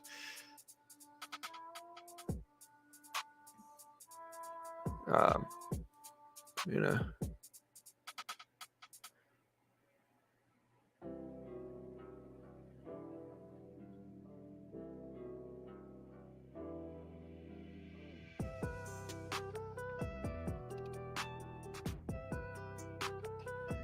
Yeah, I'm not gonna let anybody remote into my computer. I know better. Even if it's like a customer service rep. There's too much stuff on this PC.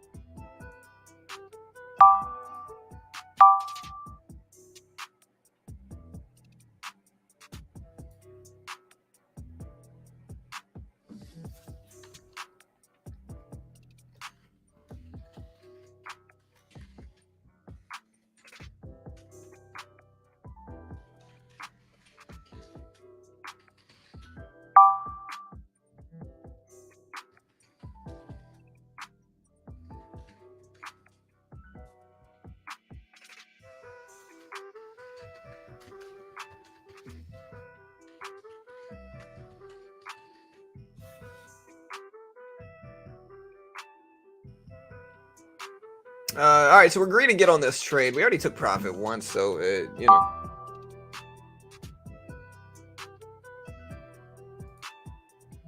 Okay, log out.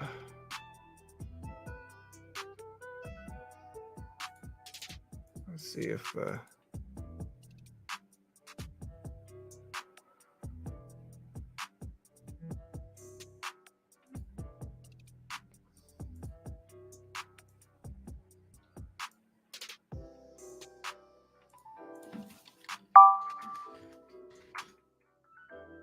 all right, so look at the SPY rip back up here. So again, we are back up some now.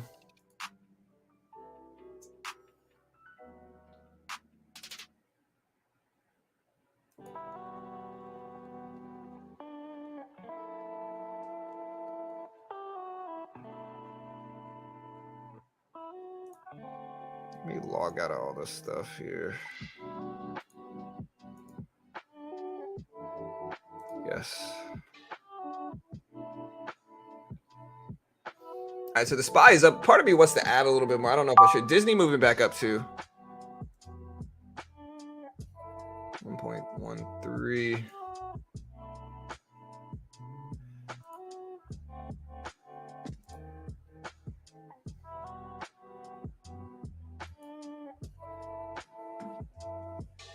All right, so we're now green in this. But again, part of me wants to add to it. Tesla bouncing right off of that 200 EMA level.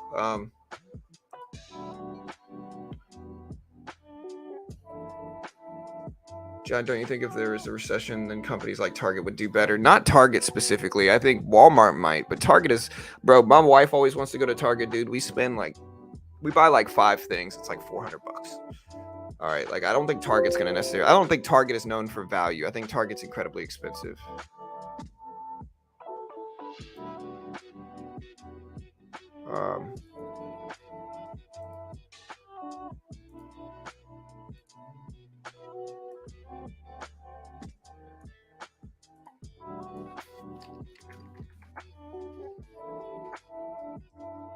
Yeah, so again, I think Target's not necessarily cheap.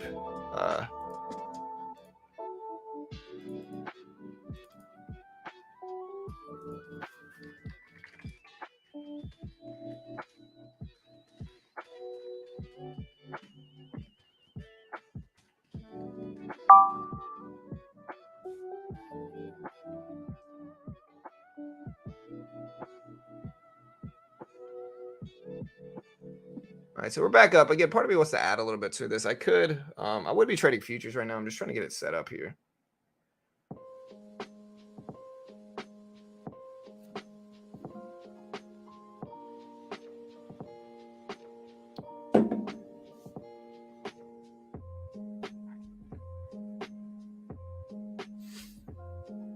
Yeah, somebody asked me. My average on Disney is 93.70 or so, 93.70s. So we're not super far away. It's at like 91.30. So we got like a couple bucks, but we're establishing a position. And again, this will be a long-term trade if we need to. Yeah, I mean Walmart, Dollar General, they could probably do well and stuff like that, but not again, not necessarily a Target. I think Target's a little different.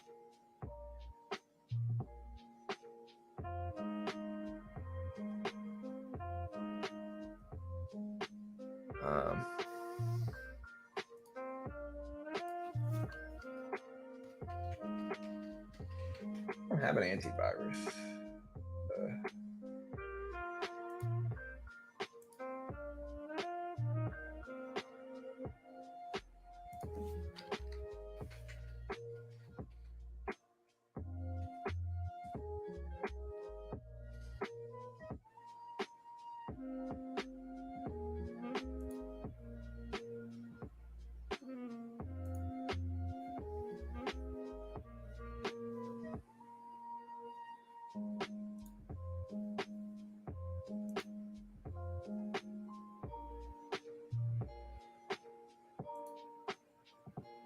All right, so look at Tesla dip here. So Tesla all the way back down under the 200 EMA, under the volume weighted average price.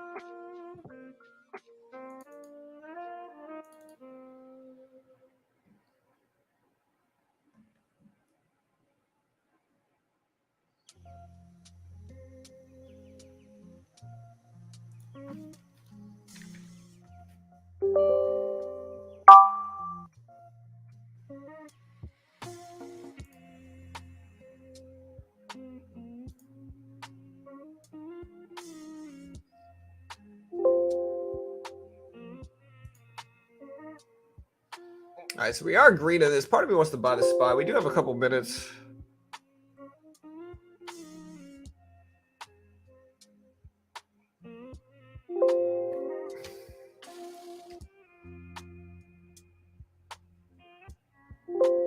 Jeez, dude.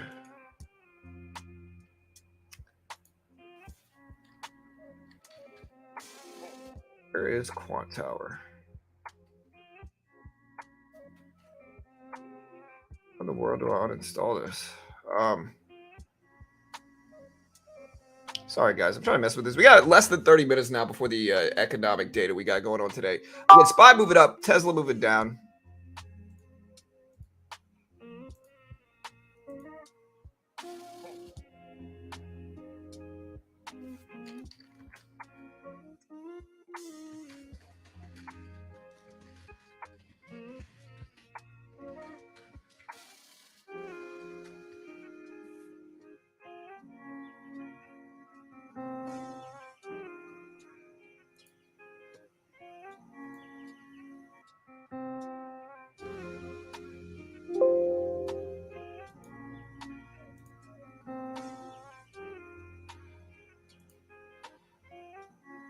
Yeah, that's something to do with the extraction, but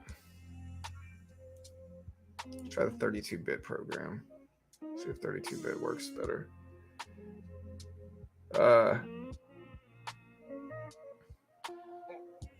of me wants to add a little bit to this. I guess I will. I'm going to buy up a little bit more. We got 50 shares now.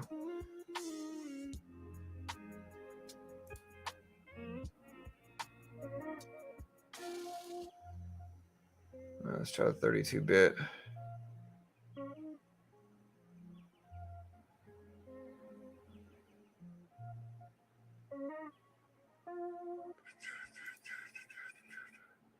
Are you expecting much volatility upon the release? It's not going to be a huge release. Yeah, I mean, I think I can give Disney some time. I think Disney owns enough assets, Star Wars, Marvel, ESPN, that like I could hold Disney at the low 90s and just kind of wait.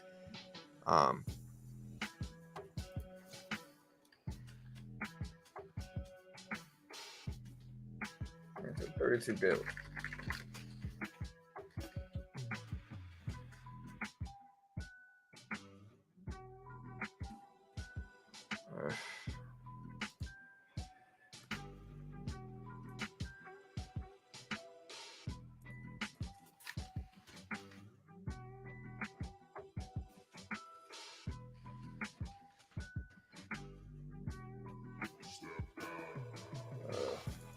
What a pain, dude.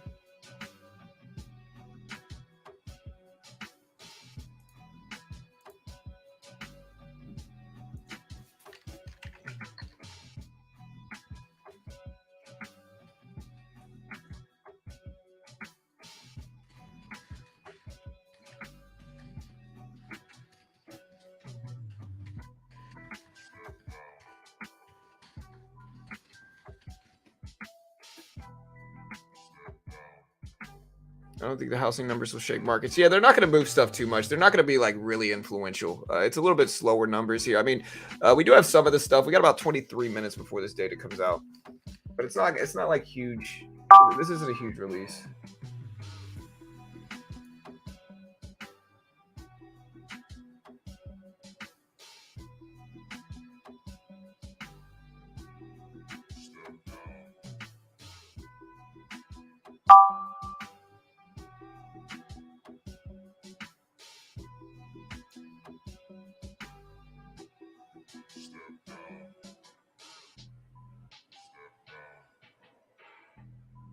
All right, let me see.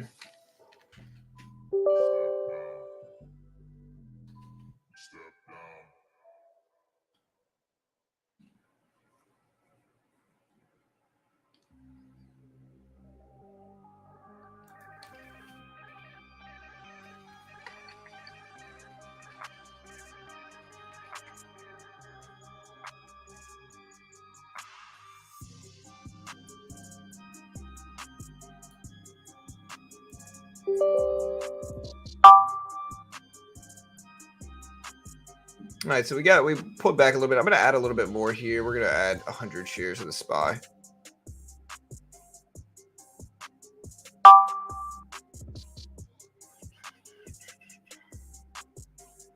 It's such a pain.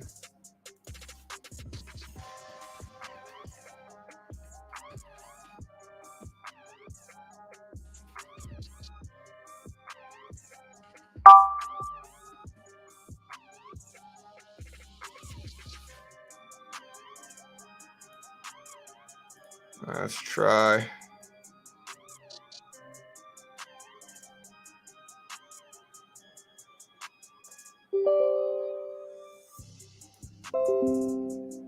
Okay, let's try doing this now here. All right, sorry, I'm kind of playing with this, but yeah, we got about 20 minutes before this data comes out. Guys, about 24 minutes.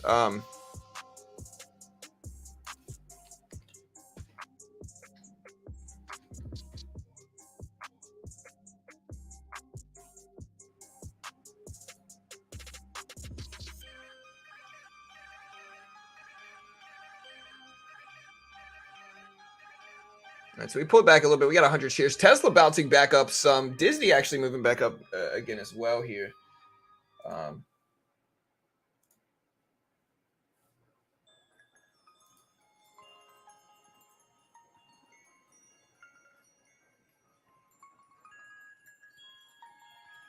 Yeah, all good. I'm going to see the SQ pump for good. Well, the SQ is going to pump when the Q drops. So it depends on what the regular Q does. Q is tech. Tech moved up a lot yesterday. And so tech has moved up a bunch. We'll put a timer up so you guys can see it. You know, when all this stuff comes out.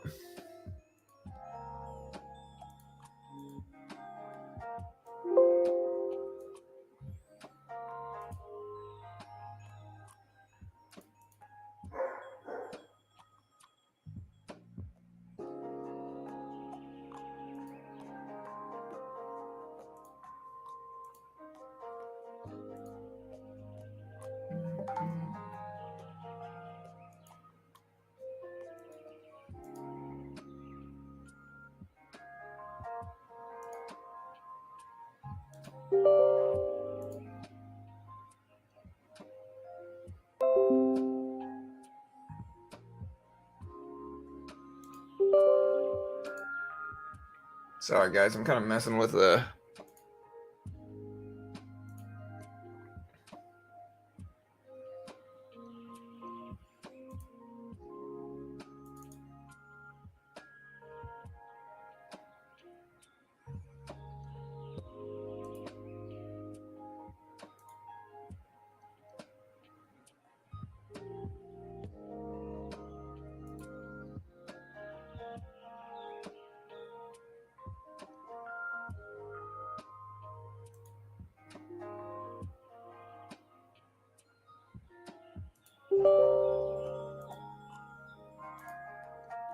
All right, so again, we're pretty flat on this trade so far. You doing calls on the SPY? No, I just bought the SPY directly. All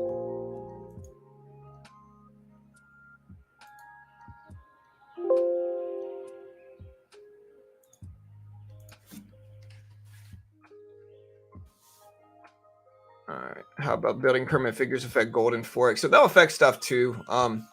Look at Target. Target popped all the way back up to 158.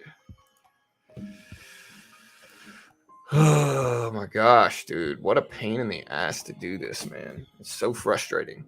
Freaking Quant Tower. It's like, oh, well, hey, guys, you got to disable all this stuff to get us to work. You disable it, doesn't work. Sheesh, man.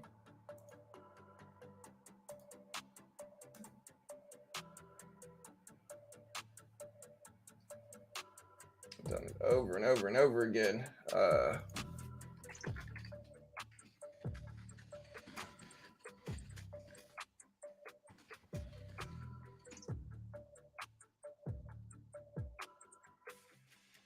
You doing calls on the SPY? No, we bought the dip. Again, I'll probably cut this ahead of these numbers here. So I'll probably cut it ahead of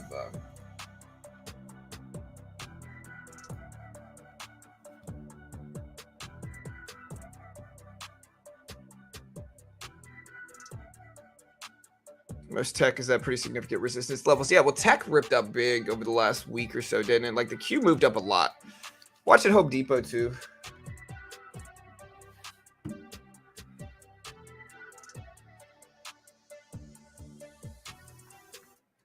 And again, we'll see how these move markets, but sheesh, man.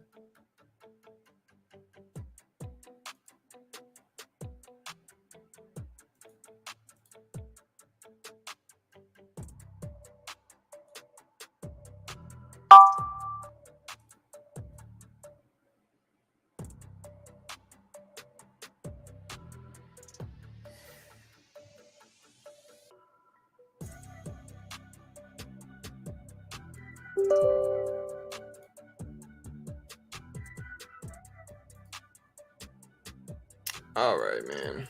I think I'm just gonna have to go the old route and just not worry about it and mess with this later. Let's see what we can do. Quant Tower, 32-bit. All right, guys. Yeah, we got about here. I'm gonna put the timer up. Sorry, guys. I've been messing with this stupid thing all day. All right, so we'll put the timer up. We got a couple minutes. We got like 15 minutes. This up here. Data comes out at 8:30 Eastern Standard Time. Building permits are expected to show. We had 30-year mortgage rate come out. So the 30-year mortgage rate came out at 6.57. So an increase in mortgage rate week over week. Building permits are expected to come in at 1.437 million. 1.437 million. Housing starts expected at 1.4 million. So 1.437 million versus 1.4 million for housing starts. And again, we'll see what happens. We bought a little bit of the SPY, but I will end up selling this if I need to. Housing starts expected at 1.4 million. So if you don't know what building permits are exactly what they sound like, which is the change in the number of new building permits issued by the government. Building permits are key in projecting housing and housing starts. Relevant for real estate for sure. Housing starts measures the annualized change in the number of new residential buildings that began construction during the reported month. So basically how many residential buildings are being built or starting to be built in any given month. And for housing starts for April, it came in at 1.43, or it's expected to show up at 1.43 million.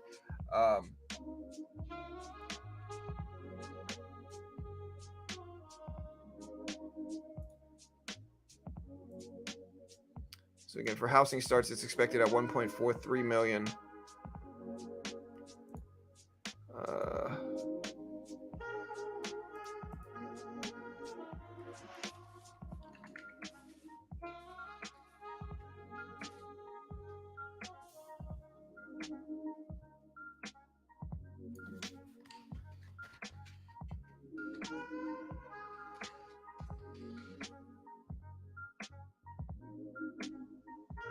So we are pulling back a little bit.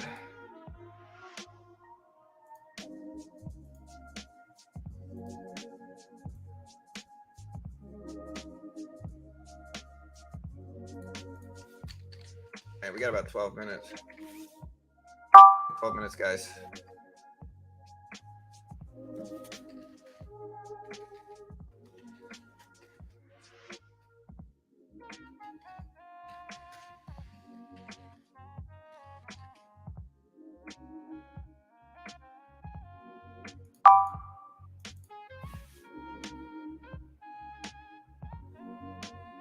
Hey, what's up, Shepard? Yeah, at this point, I'm just trying to figure out what is wrong with all this stuff. It's been a pain to get this to work.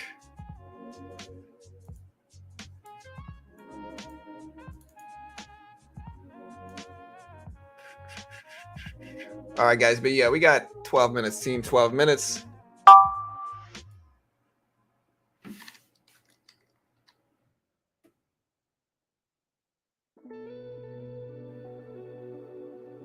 Okay, so that's not working.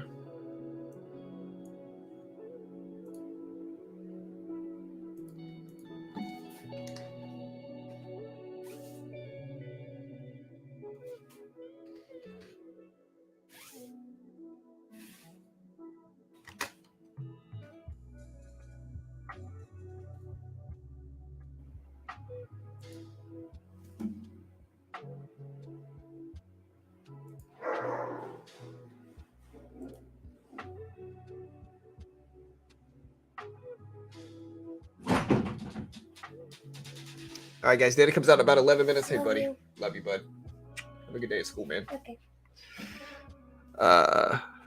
Yeah, I don't know what's going on with this. All right, guys. We got 10 minutes. 10 minutes. I'll probably go ahead and cut this. I don't want to hold through this big move here, so I'm not trying to hold it through this the big move. Love you. Have a good day. Do you think I could print a piece of paper? No, not right now.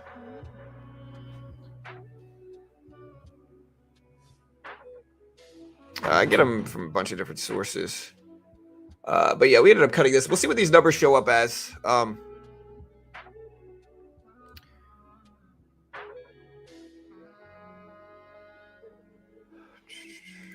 Man, what a pain in the butt to get all this stuff done, dude.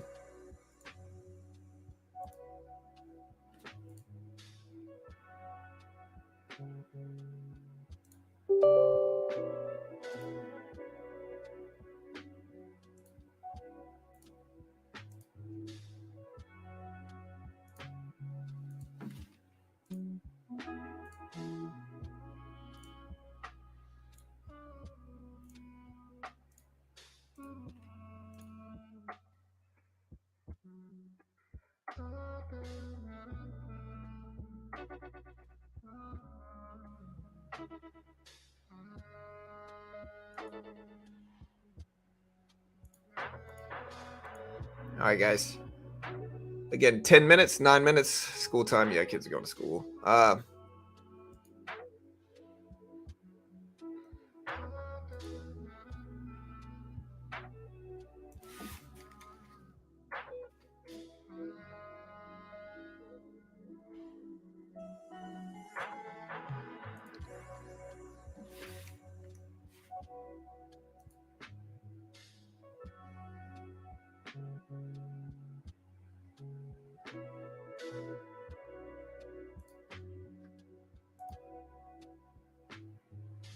Yeah, school time.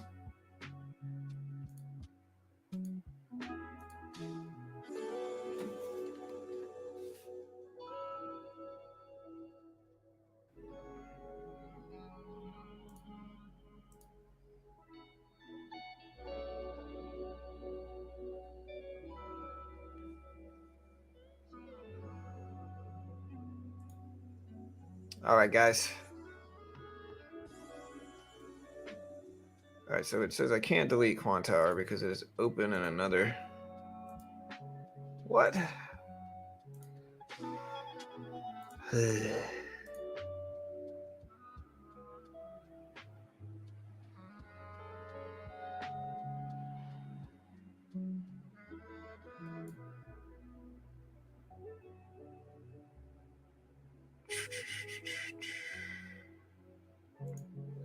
Let me get this out the way. So we are bouncing back up a little bit. We got time.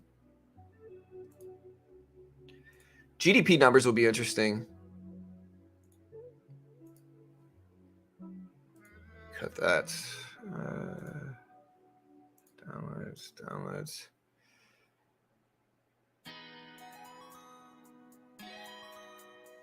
I have to go back to. See how long it lets me go back. I'm gonna have to go back to the old version of Quant Tower, and then just use that until we get this figured out. When did I download it? I think I downloaded it in January.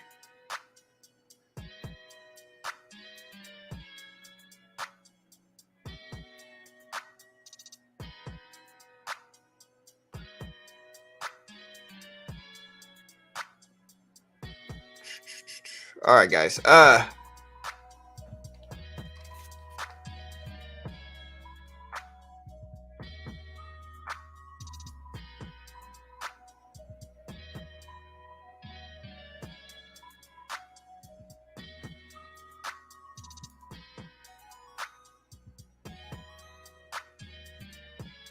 All right, guys, so SPY all the way back up here. Look at target up to 158.50s here. Target up to 158.50s. All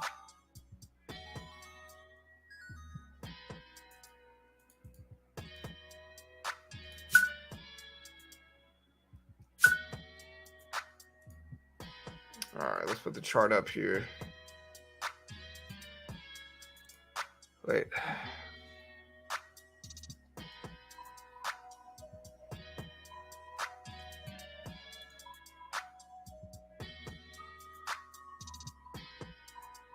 All right, so we're bouncing up a little bit again. Target up to 158. So if it goes up, then you expect price action to go down. This is a little bit different. So like building permits indicate economic growth. So it depends on what the market's fearing right now. It really depends on what the market's fearing, whether the market's fearing economic growth or not. That is essentially what we're looking at here, is whether the market's fearing economic growth or not. Right now, I don't know what the market's doing, but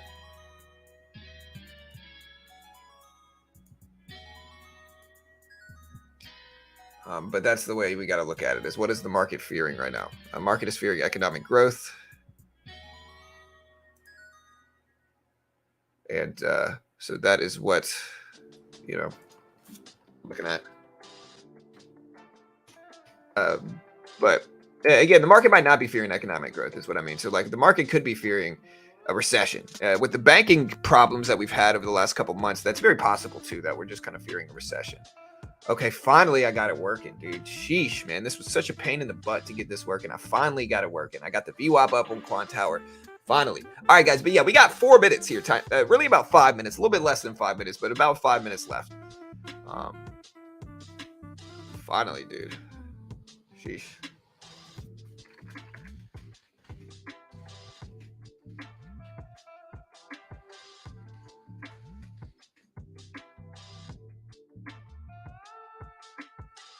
All right, team.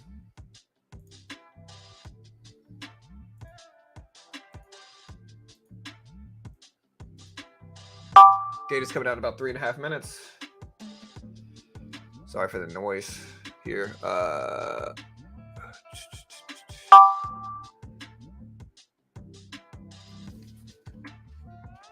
These are loud. Let me turn the mute off. Sound. All right, there we go.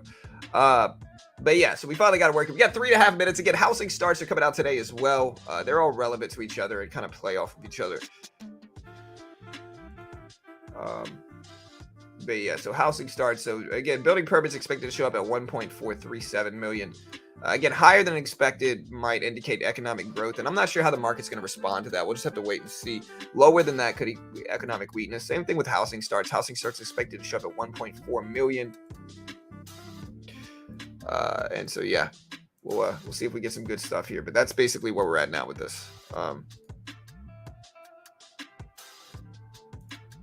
Finally got it working, but man, that was a pain.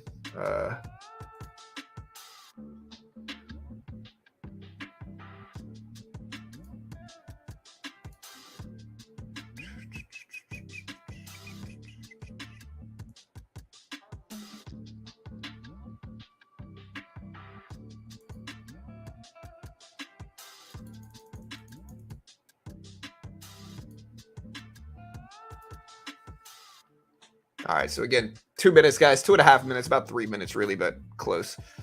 But yeah, that's where we're currently at right now.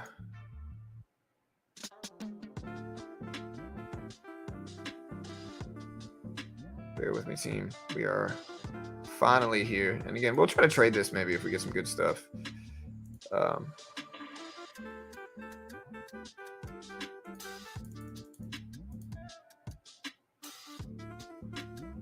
There we go.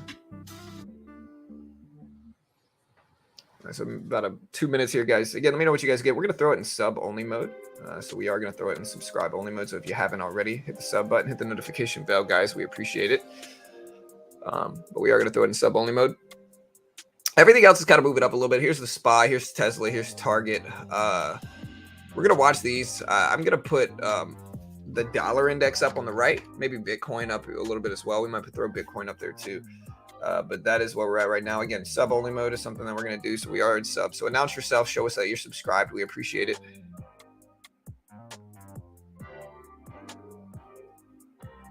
Yeah, it depends. It depends on what the market's fearing. The market could be fearing inflation. It could be fearing a recession. In that regard, we don't really know. We got about a minute and a half left. All we could really do is look at the previous stuff.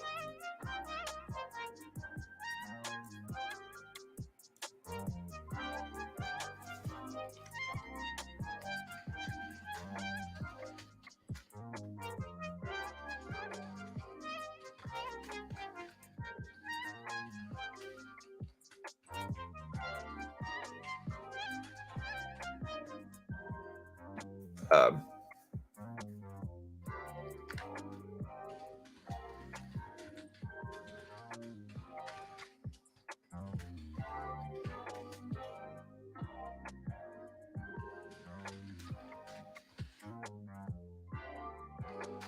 All right, guys. Here's the report. About 40 seconds here. We're gonna mute this.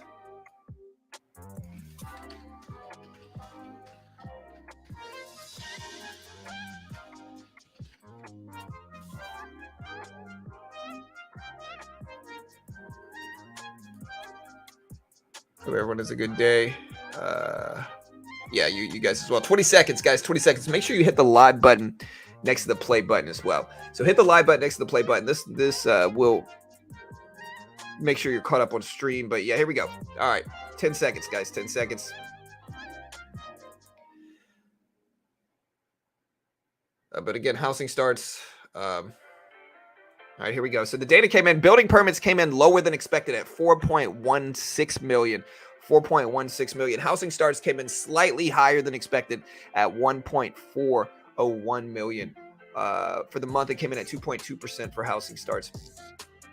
But higher than expected housing starts, very, very slightly, only by about 1,000.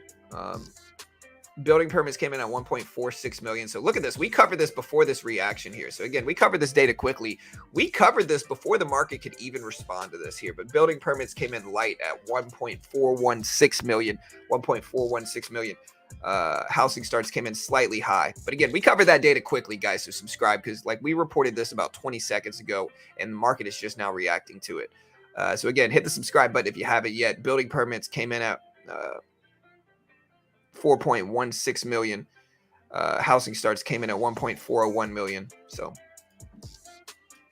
we will put this data up on screen. But again, hit the sub button. We cover the data quick. No, I won't tell you my sources. But I have a couple different sources that we use a bunch of different ones to show me the numbers all at once. But yeah, housing starts came in slightly over expected, slightly over expectations. Building permits came in slightly low. But we'll put all this up on screen. There you go, right there. But yeah, that is the numbers so far today. Market is not really liking it. It's pulling back a little bit. The dollar index is actually liking this data. So the Dixie is moving up here today. But yeah. Yeah, I mean, this isn't really a huge report, Conrad. It's not going to move the market a huge amount.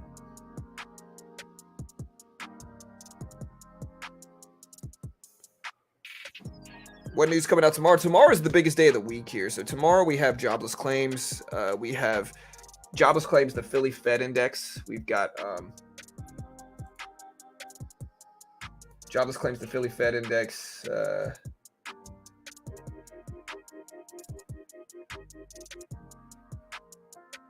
And we got some other stuff too. I think other housing state. I think we have existing home sales tomorrow. So let me look. Yeah. So again, numbers are at the bottom of the screen. Tomorrow we have. So data just came out. But yeah, tomorrow we have Philly Fed Index, jobless claims, new house price index, existing home sales, all drop tomorrow morning. Jobless claims, Philly Fed Index drops at 8:30, and then existing home sales drop at 10. So that's the release. Dixie is now moving up a little bit on this data. So the dollar index is liking this for whatever reason, which really was kind of neutral results, but the market is not. So the market is dipping down some. So that is where we're at right now. Yeah, Bitcoin's probably not going to move too much. But again, if you haven't already, check out Topstep. Topstep is really, really useful for traders here. And so again, number one is if you're a good enough trader, you can day trade and make money on Topstep. Like Topstep, what they do is they give you a demo and they test your skill. And most day traders should be trading futures. Like a lot of them want to trade stocks for whatever reason. But listen, the S&P 500 is what moves stocks and what stocks move with. And you can day trade the S&P 500 in futures with no PDT restrictions. You can day trade short. If you look at the E-mini and you look at the SPY right here, which is what we watch every day, it's what we trade.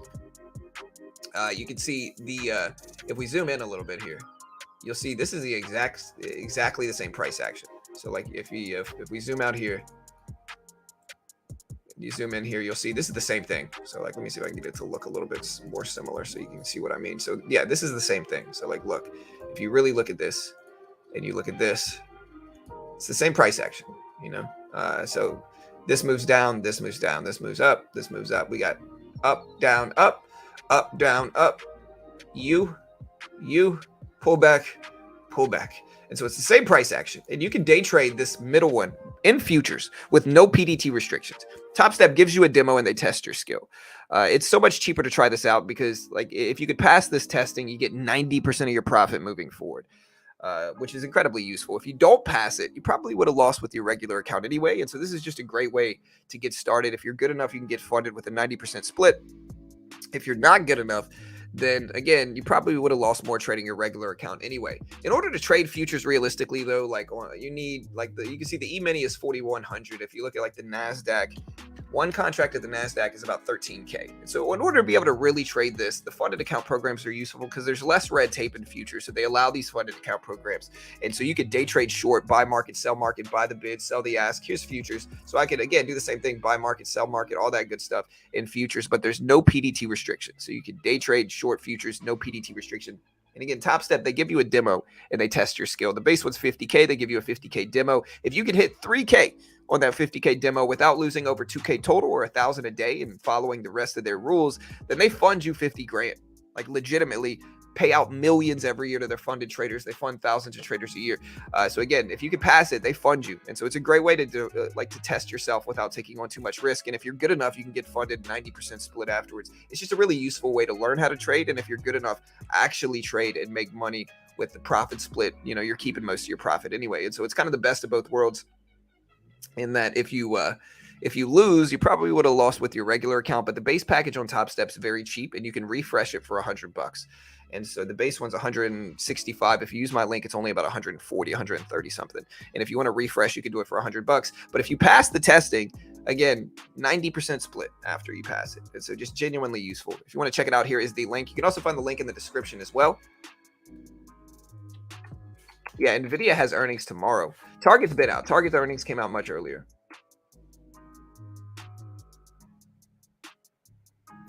But yeah, there's the dollar index. Here's Tesla. Tesla reacted a little bit, but not too much. Dollar index is actually liking this data, which is interesting. But yeah, you get 20% off if you use my link. Yeah, NVIDIA is next week. So next Wednesday. So in exactly a week from now, we get NVIDIA results.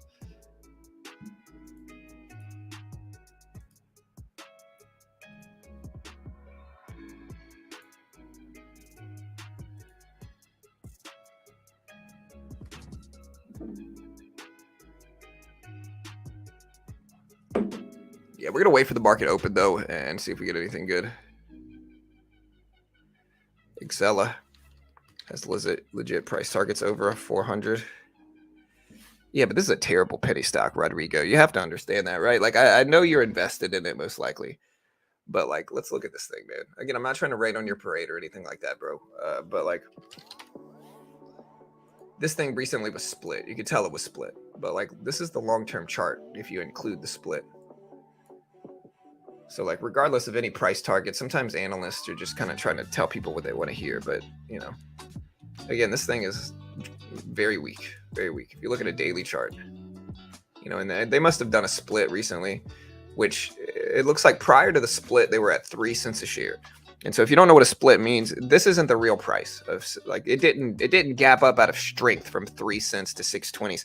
What they did is they consolidated shares because it was so weak that they consolidated shares in order to stay above the NASDAQ listing requirement so they don't get delisted and basically kicked off of the exchange for being so weak. I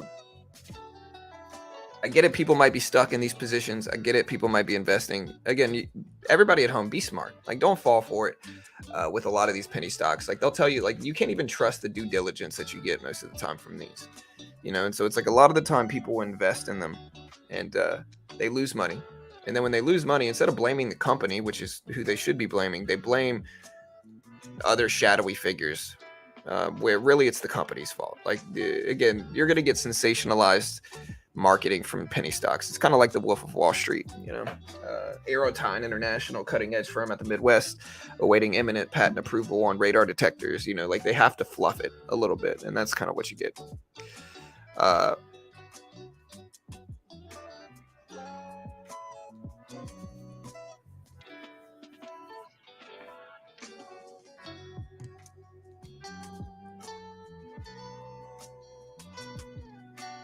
Yeah, you can use Topstep in the UK, Ray. I'm pretty sure. Check out the link. Reach out to them, man.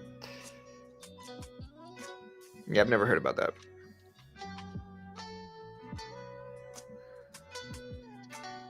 Yeah, guys, listen. If you're gonna put your hard-earned money into a stock long term, do not buy a penny stock with it. Again, that's the biggest sucker's bet you can make in the market, guys. Again, you're gonna have other people who have gotten talked into buying them, telling you they're the greatest thing ever. They're not. They're the worst thing ever. Y'all just be smart, you know.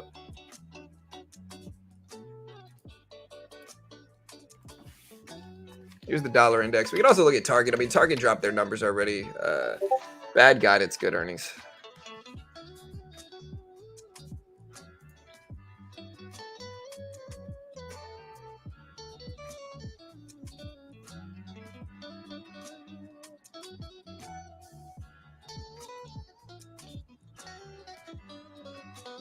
One for 200 reverse split.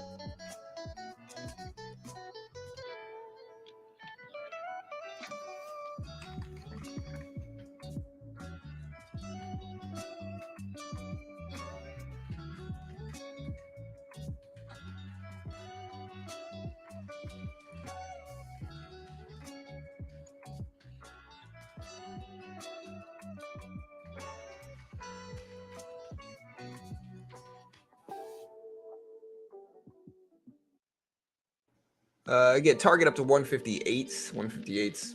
Still at Disney, but Disney's kind of sideways. It's been like that most of the morning here.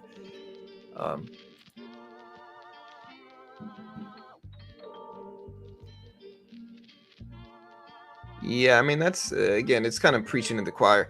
David said, I traded Excel 18 months ago and they promised the world. Their CEO kept lying on Twitter, and this is their second reverse split in 12 months, telling you from experience, be careful.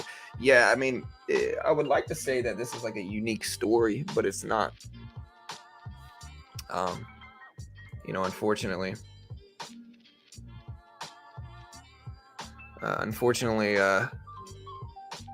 This is a very common tale in the stock market, a very common tale. It's not something that I'm shocked to hear. There's so many examples of this where it's like a large majority of these penny stocks fail, but like for whatever reason, like young retail traders get talked into buying them, man. They get talked into buying them, and then when they don't go their way, like they just kind of blame it on all these like things, like, oh, manipulation, oh, hedge funds, oh, ladder attacks. It's the funniest one I always find.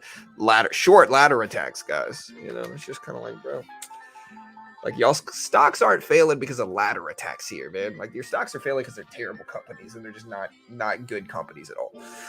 That's why they're failing, man. Yeah, what's the symbol for Synopsis? I don't know much about it.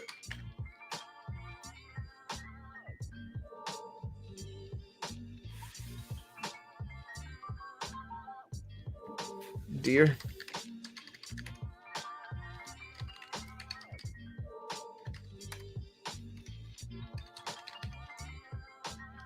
DE. I mean, it's gapping up, but it's not gapping up a huge amount. So, like, a lot of the time, like, you'll get stocks that have very low volume and pre.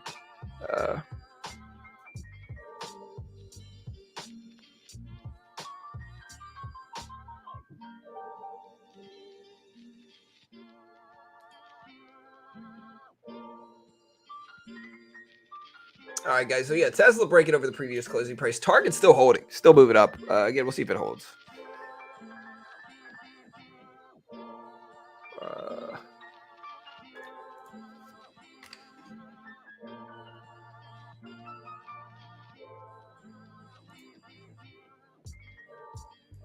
Market's been such a tight range here.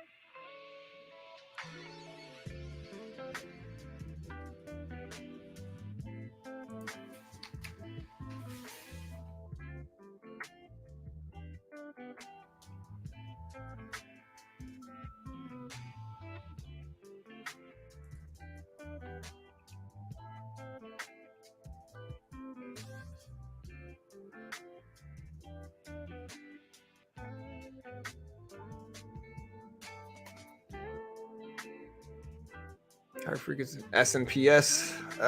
We can look at it. But John, you the man. We try, bro. We try, man. Again, it's really not easy telling traders the truth. Like a lot of people get, like, again, the best way I could explain it is they kind of shoot the messenger. I tell people the truth. People get mad, you know. They try to say, "Oh, talk about something else, bro. Hey, talk about something else." It's just kind of like, man, tell me you're emotional about what I'm talking about without telling me you're emotional about what I'm talking about. But we do our job. We try, you know. People might not like it, but we tell people the truth. Yeah, swing trading generally works best for me too. What's AMC doing now? Apple.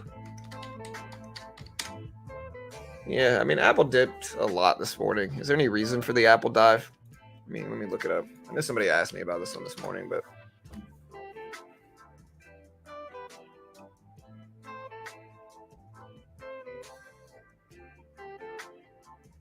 all right, so Apple, 2 billion in fraud transactions by third-party app store, debate rages on. Apple shared stats on app stores' efforts to prevent fraud.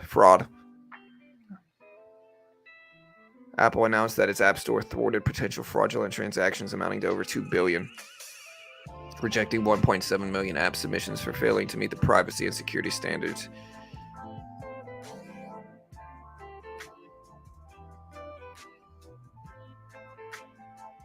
It safeguarded users from almost 57,000 questionable apps.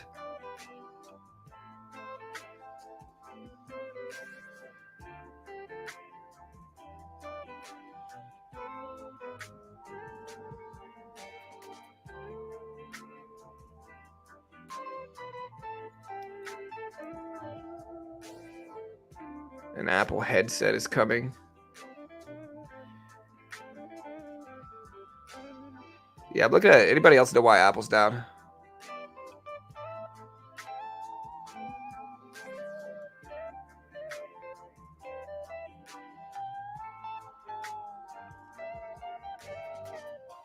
I got a bunch of stuff, 75.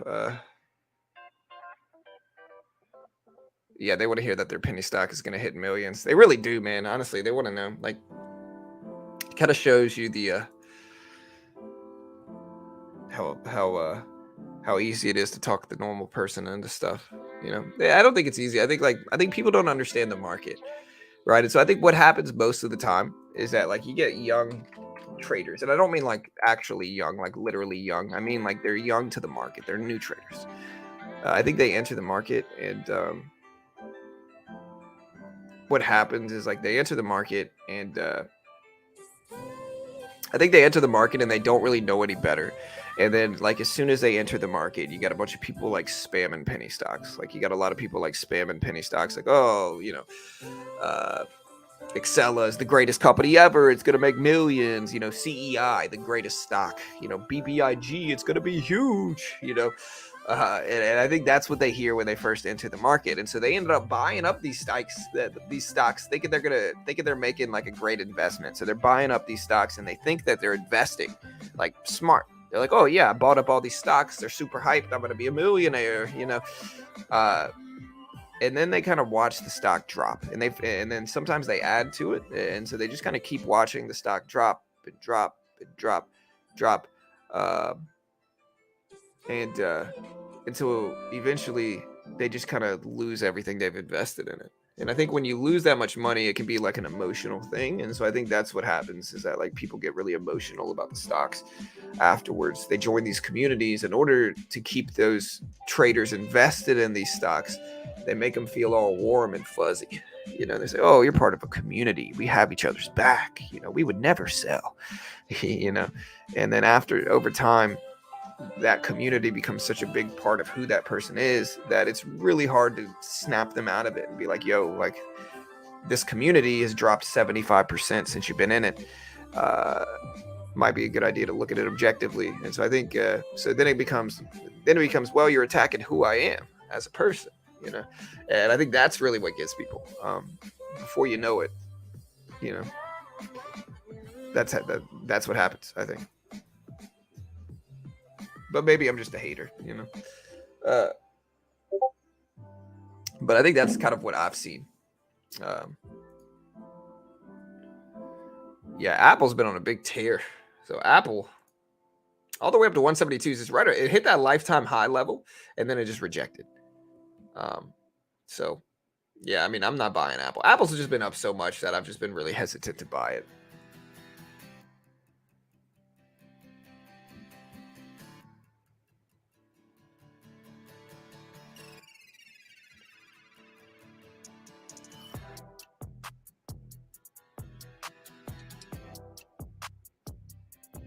Yeah, for sure, Blue Jay. That's exactly right.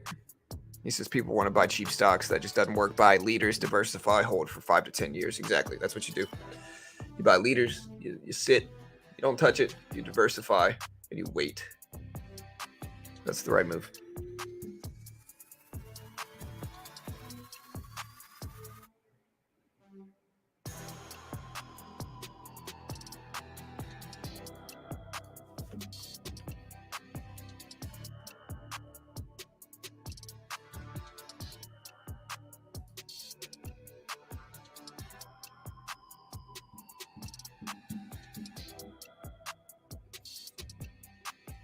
All right, guys. Target's down at Tesla. We also had Home Depot. Is Home Depot on a... One stock I don't think I'm potentially buying is Home Depot. Home Depot right around the lows. I might buy like a small position, but it's a...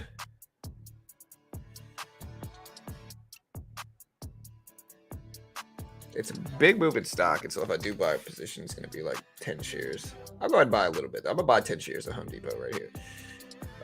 I think it's around the low levels, and I think that's reasonable enough for me to be interested in it. I think Home Depot longer term trend looks okay. But again, time will tell. We'll see.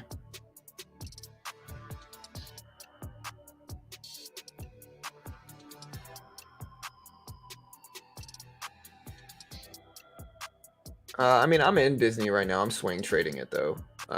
But it's either a long-term hold or it's a swing trade. Why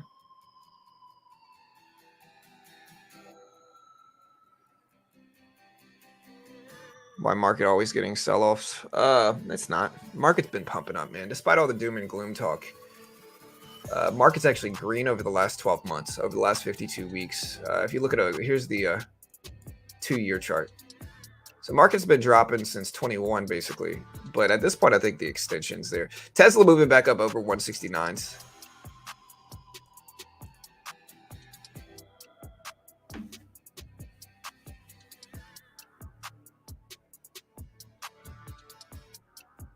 But again, I have no idea what Disney's going to do. I might be wildly wrong about everything.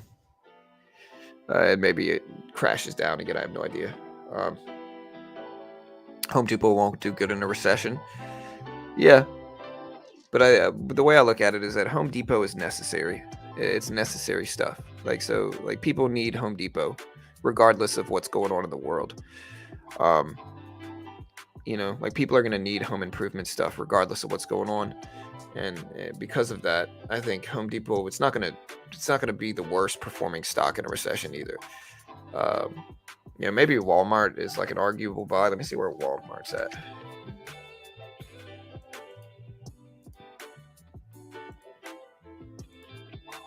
Walmart's actually still pretty green on the year. So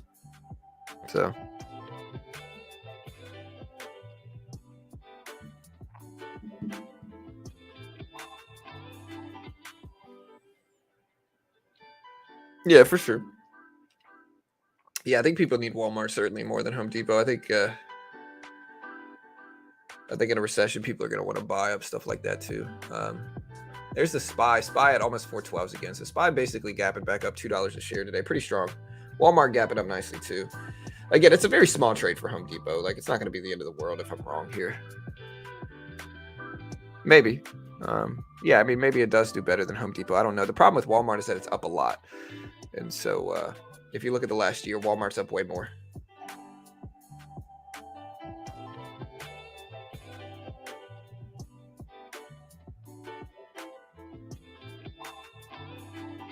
Yeah, Disney's around the low, so I don't mind that. Now we're gonna switch this up. Get ready to trade.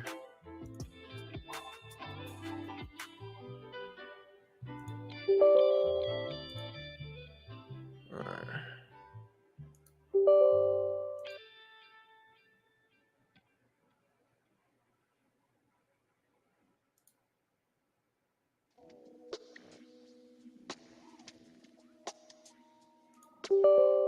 Sorry, I'm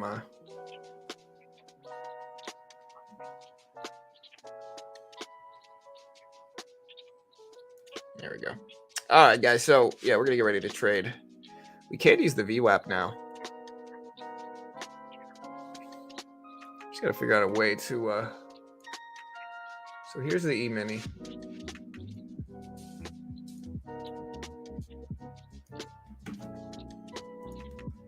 So here is the E-mini. It's the S&P 500.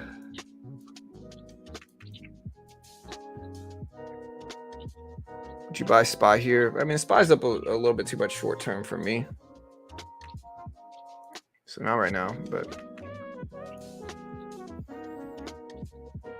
So here's the VWAP. Let me edit it.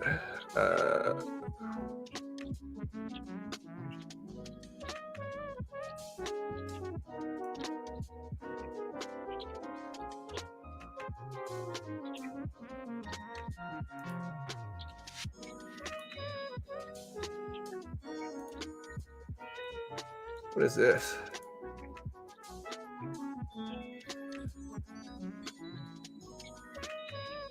Why is there multiple VWAPs here?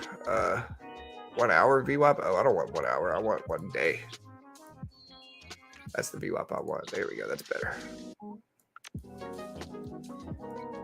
Yeah, when I use a level like this, I always try to go with the longer term level.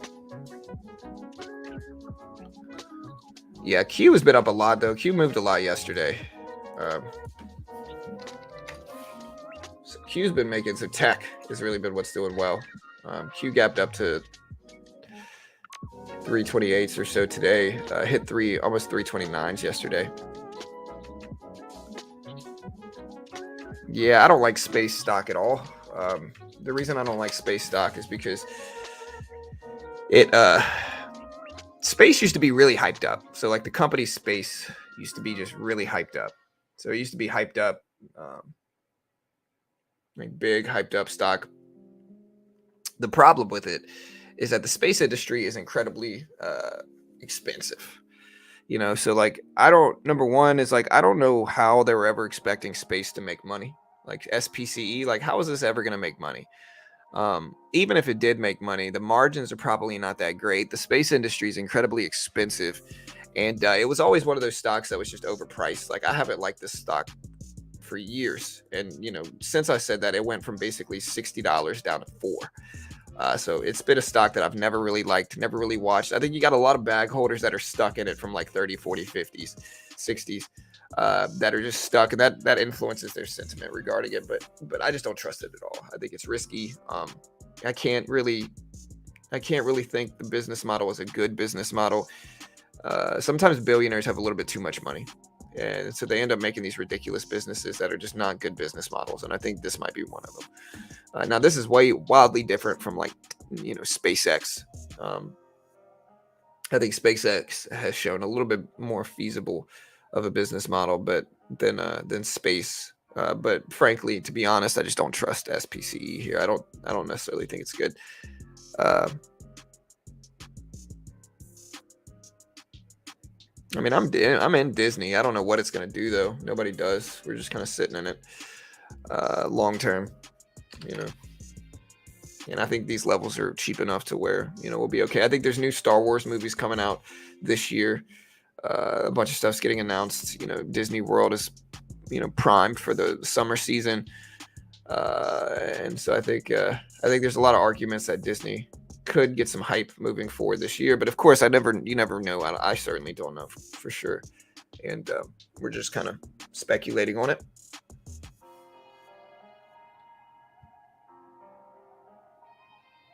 Yeah, but the dollar index has been on just a crazy big run. Like if you look at the dollar index at the top right here, the dollar index has been over the last few years. The dollar index has finally started dropping, but prior to this, even it's been dropping for less than a year. But in September, it was all the way up at 115s. And so, it's been pulling back for the last year or so. Q was up there to 328s. Again, Disney up to 91.30s.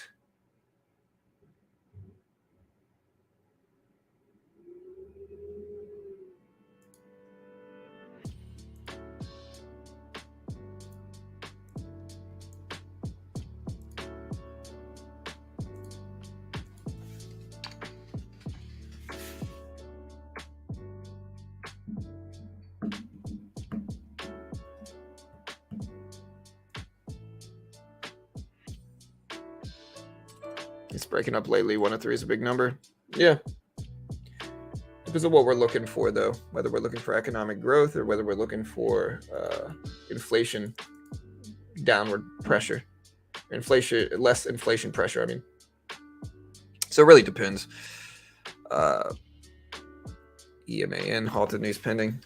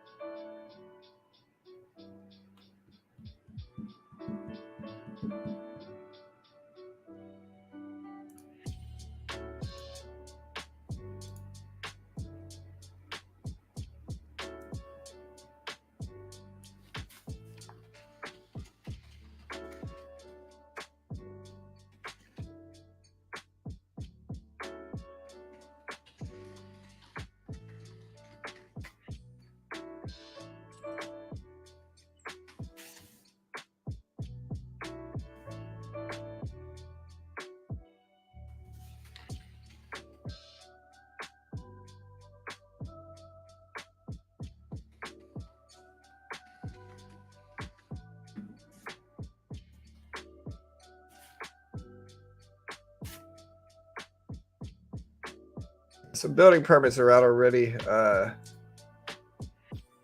Dollar up. Yeah, there's usually an inverse correlation. If the Dixie moves up, then then the market generally moves down. There's a lot of reasons for that, but we got our volume weighted average price here, and we'll just patiently wait. Again, this is one of the slow weeks. Like the way my channel works, since we're more of an economic release channel, the way we generally work is like we have a couple slow weeks followed by like a month of busyness, followed by a couple slow weeks, followed by a month of busyness. And that's okay. I don't mind the slow weeks, to be honest. The slow week ends tomorrow, though, because tomorrow we got a lot of stuff coming out. We got jobless claims, the Philly Fed Index.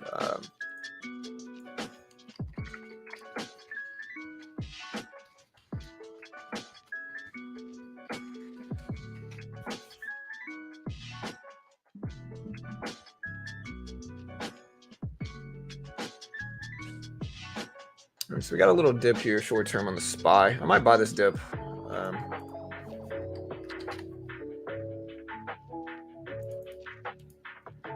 going to buy the dip down to 412s right here. Yeah.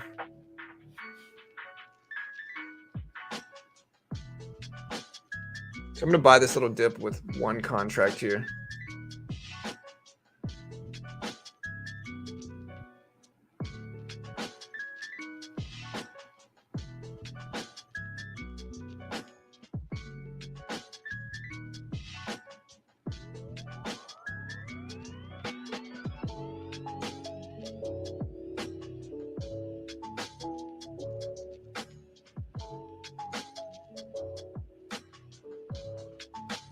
I think them coming out and saying debt ceiling talks are going to okay is helping keep things with futures up. Yeah, I mean the market, it's kind of flat. Again, the SPY, the Q ripped up big yesterday, and it's just kind of pulling back a little bit relative to the highs, but it's still been pretty strong in all honesty. Like there's still a lot of time left. And so it depends. Like so the SPY itself, so tech ripped up yesterday, but the market itself pulled back some.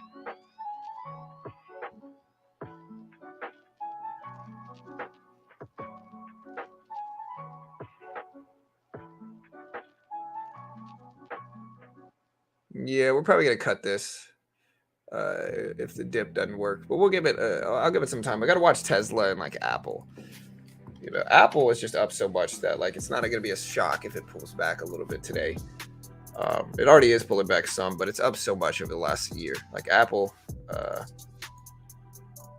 up so much over the last 3 months, I should say. So.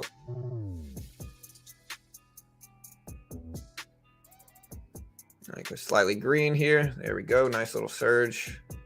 We'll give this a little bit more time.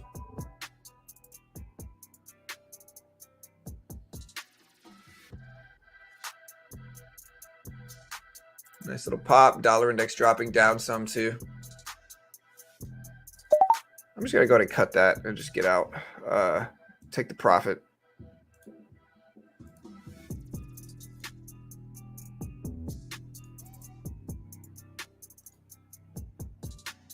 Up about 25 on the day so far. I don't mind bringing up a little bit of a cushion here.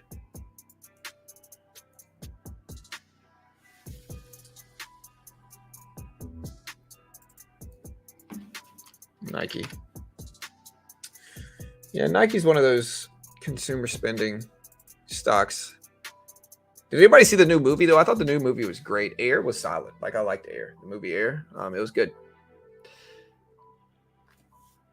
So I did like Air. Anybody else see it? It's pretty good. Man, Michael Jordan's mom was super smart, dude. Michael Jordan's mom basically made him set for life. So basically, if you don't know the story of Air, basically Michael Jordan, obviously Nike ended up signing Jordan because they have Jordans. So if you think about it in that way.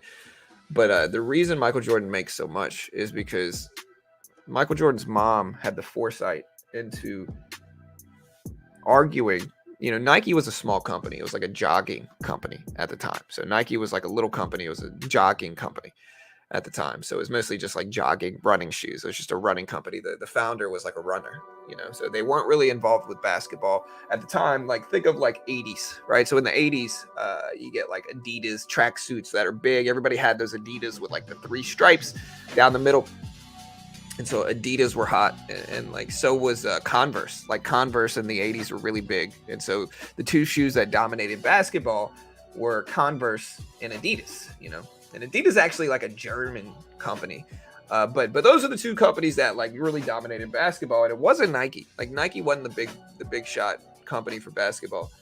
So like Nike's basketball division was failing.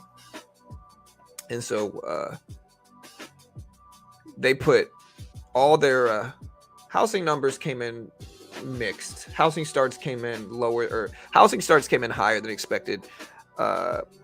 The building permits came in low.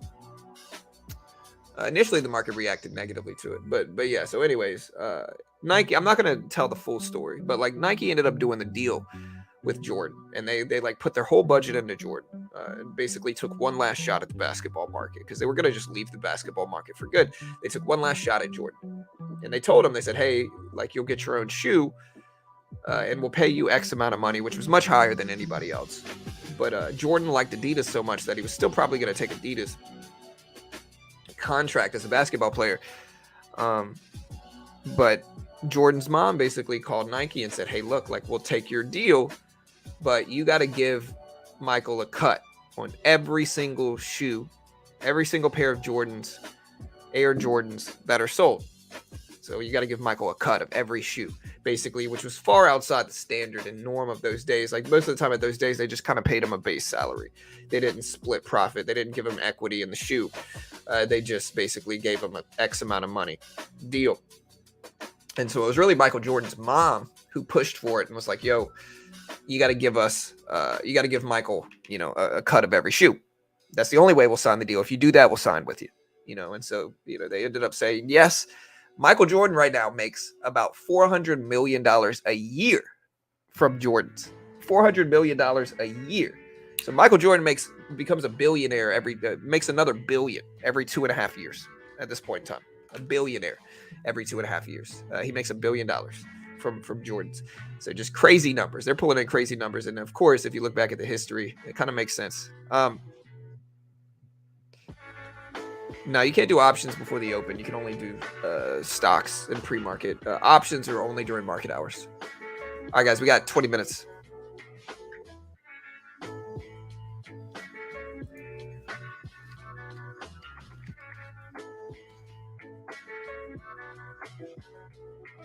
All right, so Phil Knight and Travis Knight own Nike now. So the co-founder, Phil Knight, and his son Travis Knight,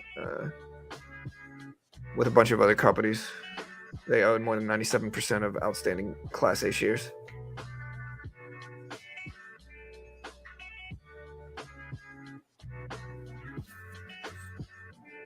But yeah, good movie. Watch it. It's free on Amazon Prime. Target bouncing back up though. Target back at 158.50s. I was never really a big Jordan. Like, I don't wear a lot of Jordans. I'll wear some Air Maxes though. Like, I'll wear some Air Maxes. Yeah, Jordan's mom he did that. Yeah, his mom had her back, man. Good mom right there for sure. I mean, Michael Jordan must still been fine, of course. It's Michael Jordan, but that made him a billionaire. You know.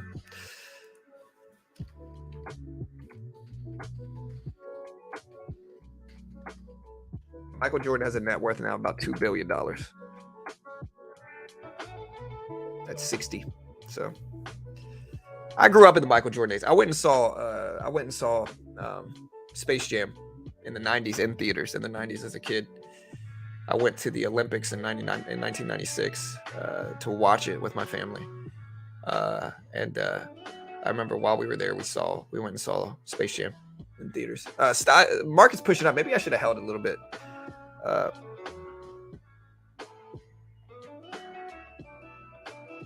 Yeah, it was the Lion King guy, Cal. Said the kid that was Simba in the Lion King. This is the story. Is the kid that was Simba in the Lion King. They were gonna pay him, like a lot of money at the time. It was like a couple $100,000, which was big money in the early 90s for something like that. And the kid's mom came along and said, "Hey, no, like just give us a cut of royalties, for the Lion King. So basically, give us just a cut of royalties. Like, you don't have to pay us anything. Just give us a cut. Give my son a cut." And so the kid ended up making so much more money from, obviously the Lion King was huge, and the kid that was Simba in the Lion King ended up making bank from it, like a lot. So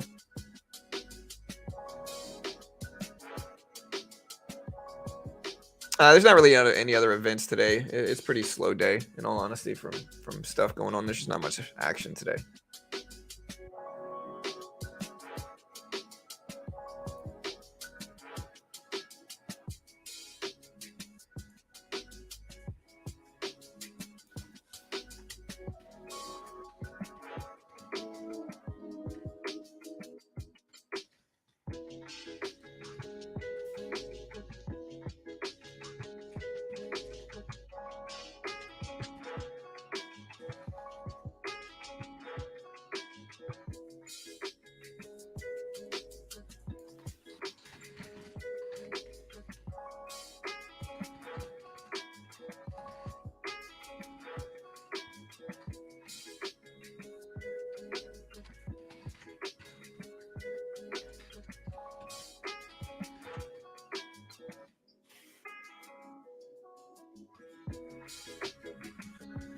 All right, so look at the market rip up here. So the SPY broke highs, so that's nice to see.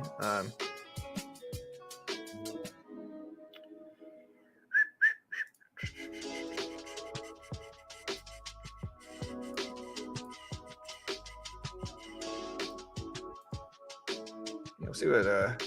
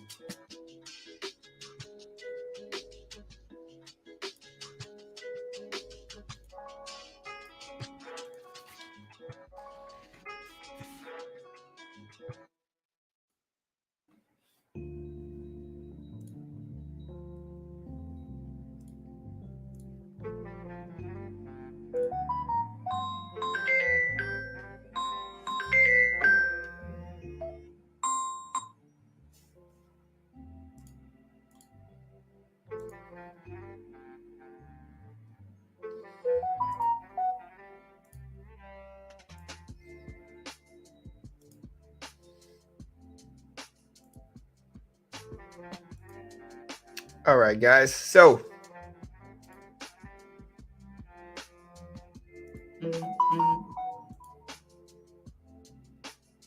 yeah, we're gonna look at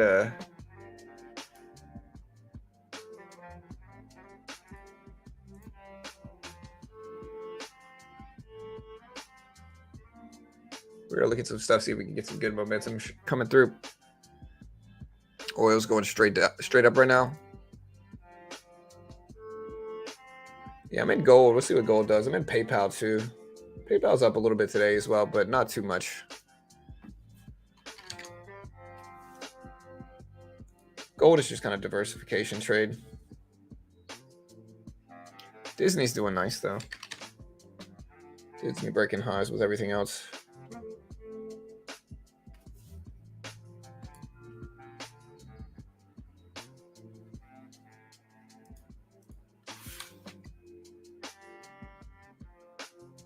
Again, y'all do me a favor, subscribe if you haven't yet, guys. We do this live for free every weekday morning. We don't sell a course, don't sell a service, don't claim to be experts, don't act like gurus. We don't charge for content. Everything we put out there is free. It's kind of a slow time right now, but we'll heat back up.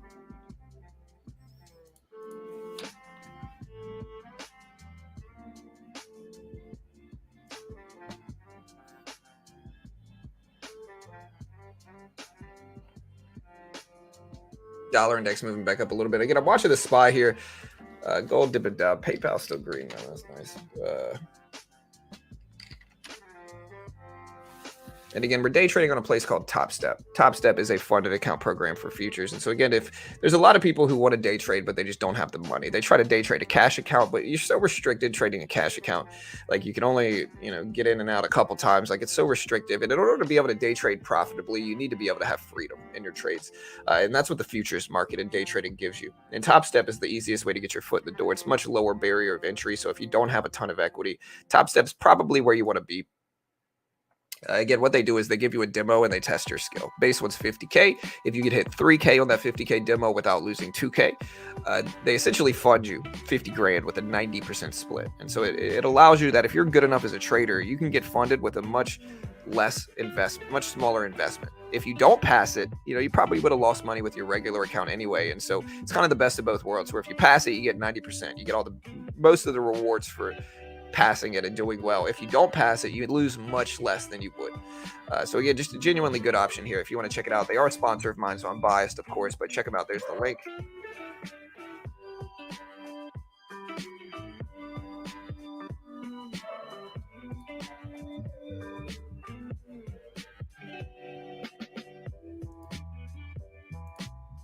I think Quant Tower gives me.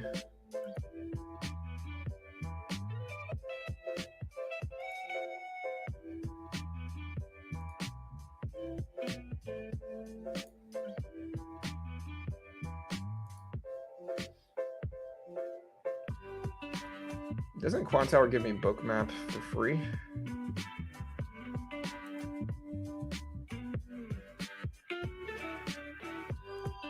Might be wrong there. Let me check it out. All right, we got a little pullback here. Part of me wants to buy some more.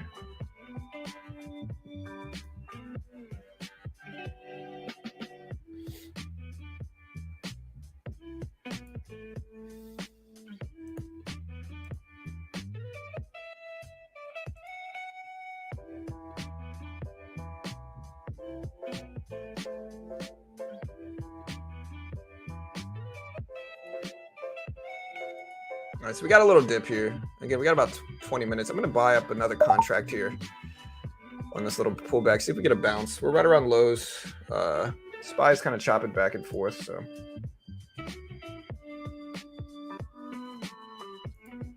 We already got a little cushion.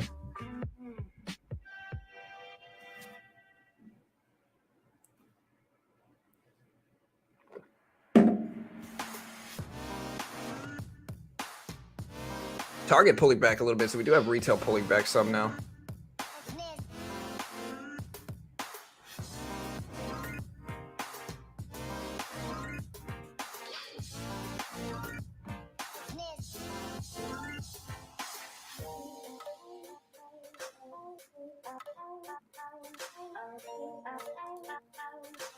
All right, so we're flat here. Again, I want to see if we move back up to test this level.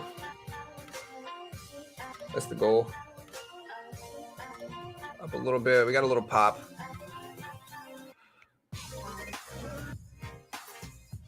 The goal is if I can build a cushion on this account, and then we can take a little bit larger size.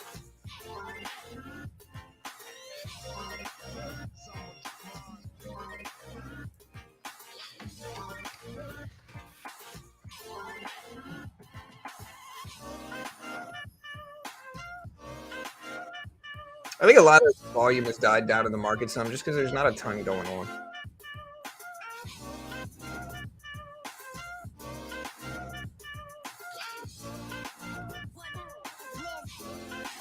All right, again, we're slightly green. Spy gap up and Apple gap down. Yeah, it's mostly from AMD's been really strong. Tech.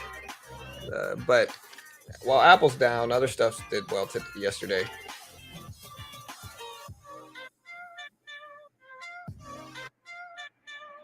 Yeah, it's been really slow, guys. It's been really slow. There's just not a lot going on.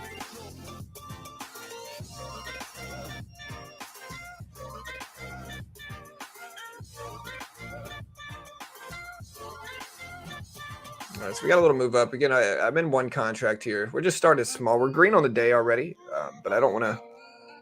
Yeah, this is long. It's a day trade position, though. But yeah, we're long here.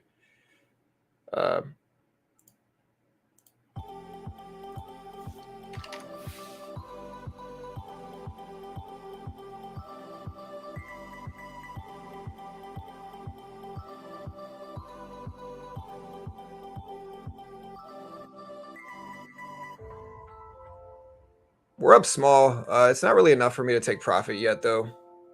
We still have 8 minutes here. So we're up a little bit, but again, it's just not really enough for me to be interested in taking profit yet.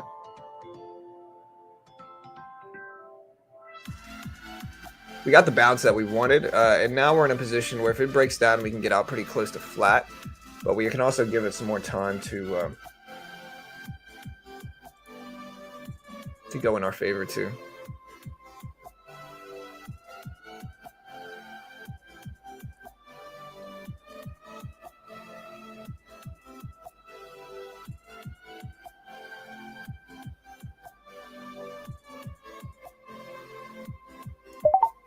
So we just got out there. We made a little bit of it. We caught the bounce. We're just kind of range trading, if you guys could see what we're doing here. So we're really just kind of buying the bottom of the range, selling the top. We're up about 70 on the day now, so we got a cushion heading into the open. That's the goal there. This isn't options. This is futures. And again, the futures market, there's no PDT rule, so I can day trade the futures market. I'm day trading the S&P 500. So yeah, this isn't options. This is futures contracts. So again, there's no PDT. I can day trade short in futures with no PDT rule, and that's what this is. Okay.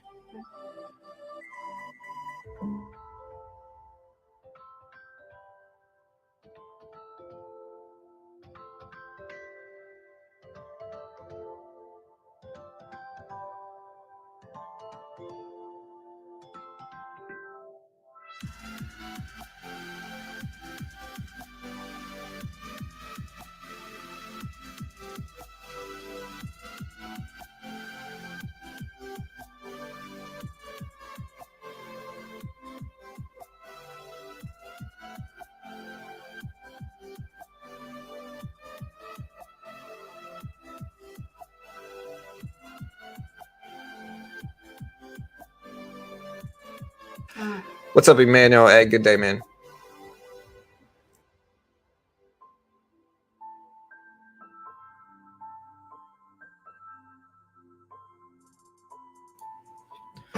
All right, guys. No. So these are completely different, Mattel. So again, futures contracts. Okay. So there's different types of contracts in trading, right? I'll do a quick explanation. We got 6 minutes. All right. So for those at home, there's different contracts in trading. One of them is options that you're speaking of with the theta, vega, delta, all that stuff.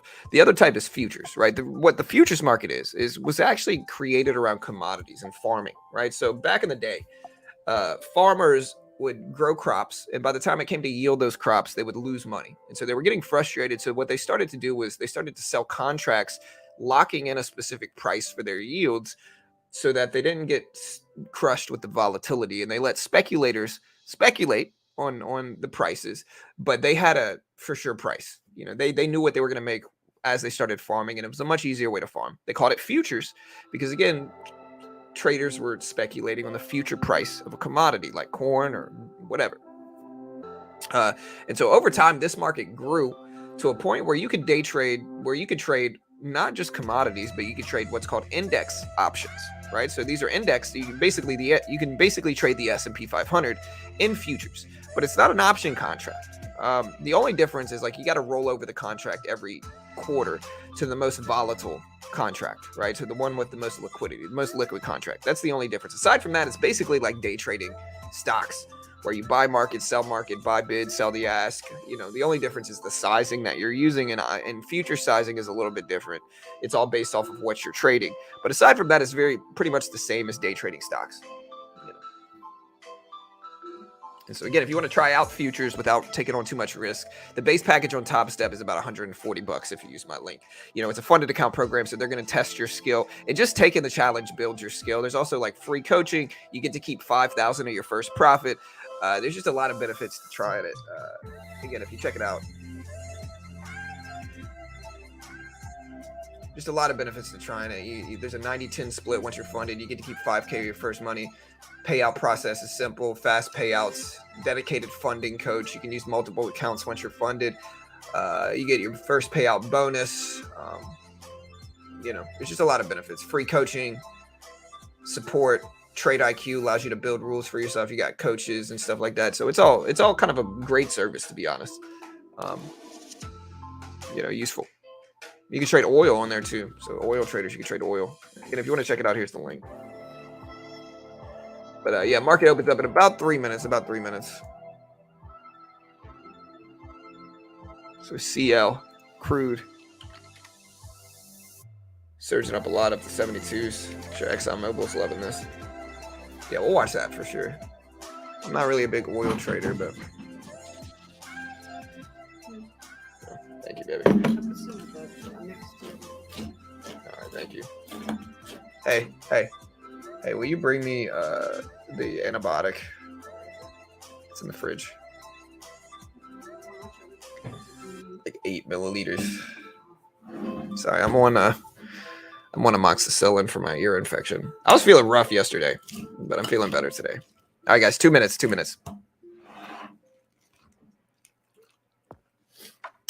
All right, guys. So yeah, 2 minutes here, team. Again, we'll see if we get anything good today.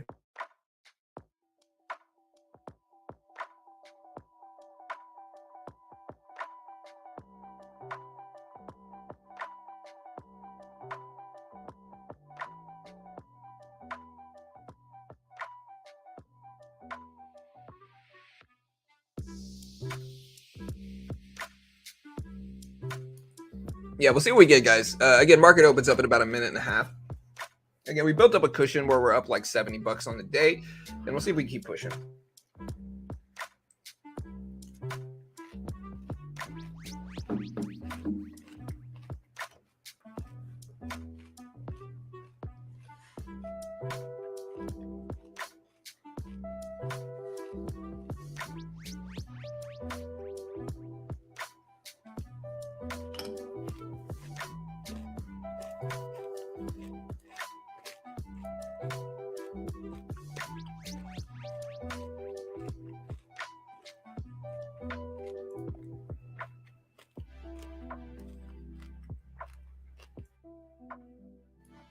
All right, guys, we got 40 seconds. 40 seconds. Make sure you hit the play button next to the live. Make sure you hit the live button next to the play button here, guys. Market's flying up. I should have held that long position here.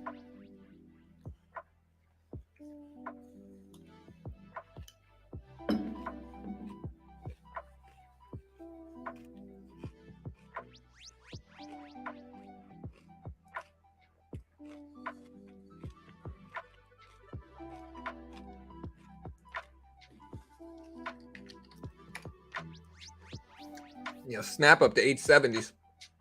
It's crazy how many people criticize that dip buy I got in a while back. All right, here's the opening bell. So there's the open.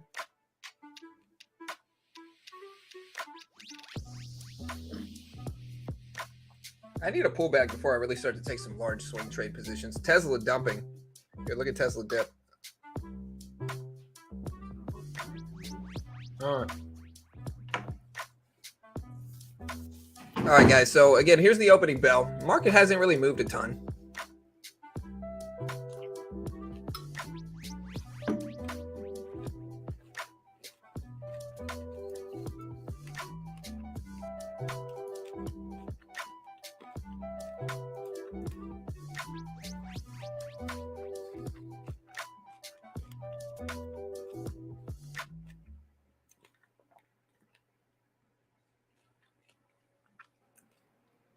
Again, I'm gonna let the first like 5-10 minutes pass before we trade.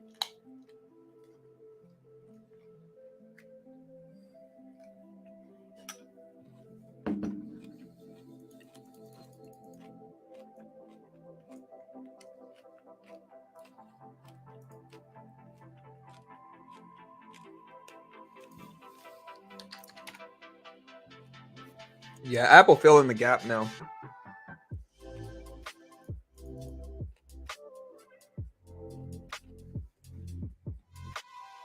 I don't mind this little pullback here, but look at Tesla fall. That's the only problem that scares me here is I don't want to get stuck in a big drop.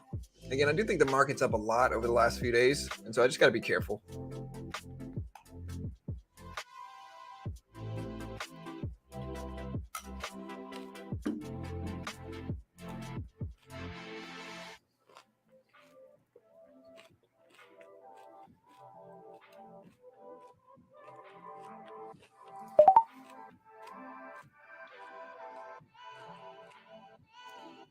All right, we bought a quick little pullback. Just cut it. All right, so yeah, we're up about almost 100 on the day. We scalped that little dip buy. We're watching Apple. That's the reason we bought the trade, is because Apple's pumping up. But Apple's running into the previous closing price, so if it rejects, I don't really want to get caught in that rejection. So just gonna kind of play it safe here in a slow market and cut it. Looks like it was the right move.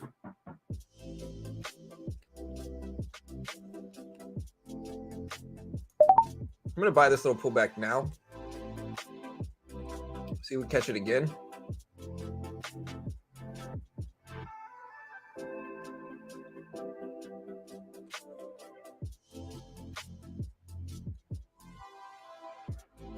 All right, we're up slightly here. All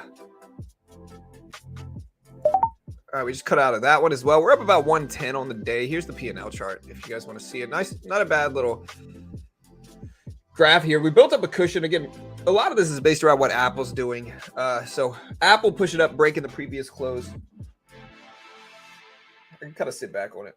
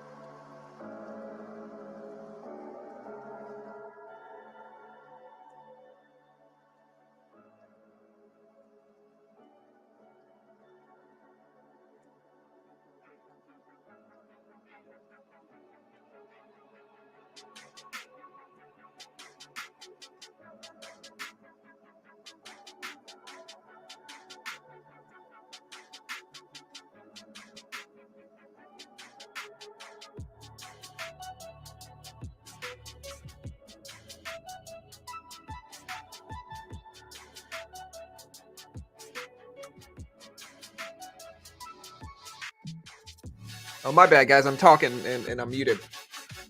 But yeah, the market's so sideways right now. It's so choppy. And if you think about really what makes the market like this, what makes the market like this is the market's just ranging. Obviously, it's a little bit self-evident, but what makes the market like this, guys, is when one sector's moving up and one sector's moving down. And so like today, Disney's moving up, Apple's moving down, Target's moving up, Tesla's moving down. And so you get multiple different sectors trending against each other. That's what causes this root choppiness is just from sectors trending against each other. So again, Apple trending down today, Target trending up, Tesla trending down. Tesla's gapping up though. So it's, but that's essentially what's going on here. It's just different sectors are moving against each other. And it's just boring. The market's not really doing much. Look at all these up wicks and down wicks. Just be careful. It's the best advice I can give you today. Just be very careful because market is certainly not market's certainly not easy to trade right now. Like, look at this range.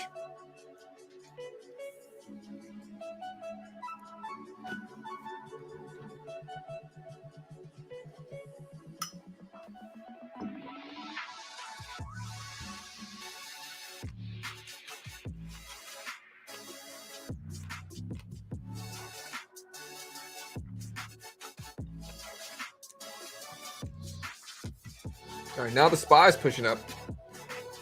Or no, now Apple's moving up.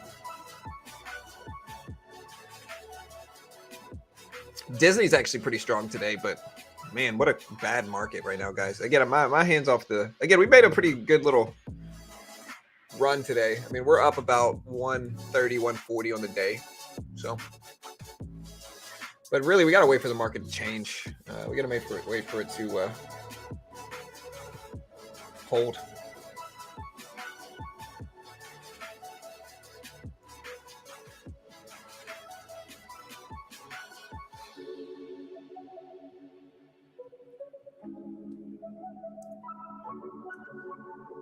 Hold in one specific direction, and we're just not getting that.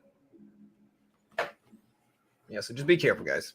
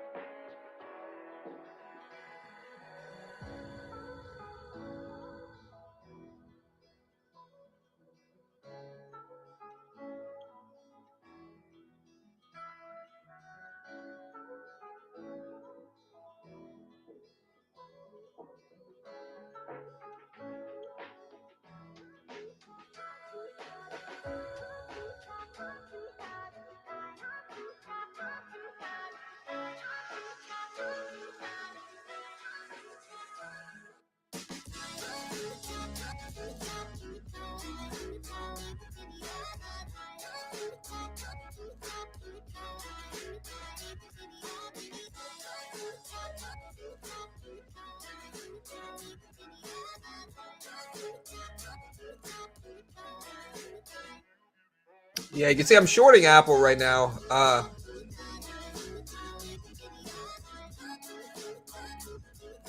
We basically scaled out of all of it. We're going to let the rest work.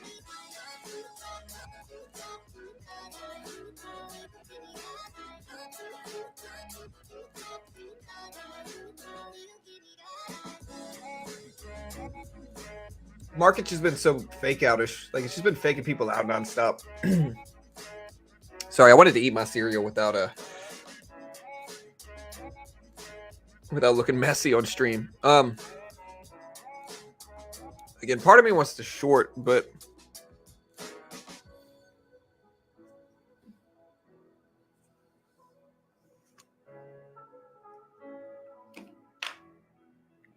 Tesla breaking highs. Yeah, Tesla up there to 170. Still in that Apple short small.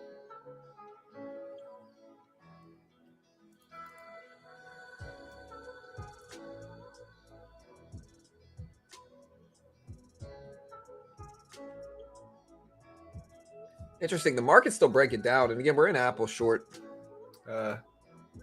Just up a lot.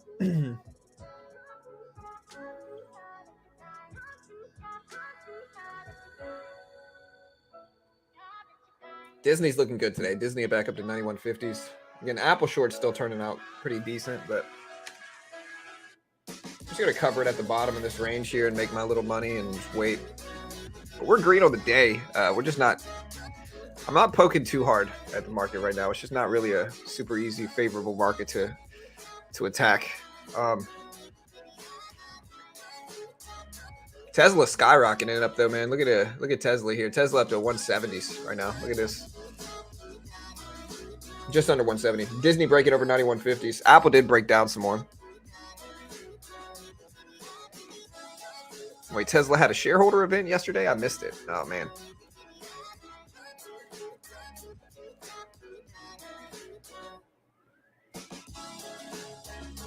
All right, so we're about to hit the volume weighted average price here.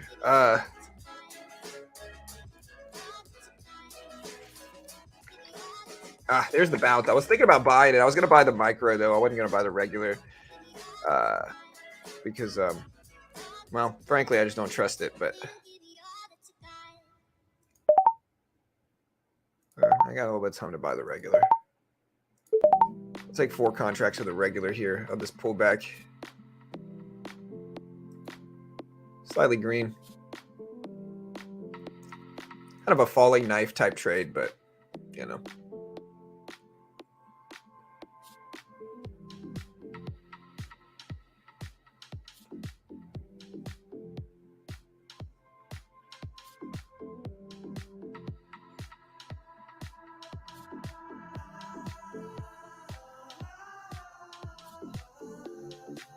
Nice little bounce. All right, we took half off there. I guess I'll take some more off here.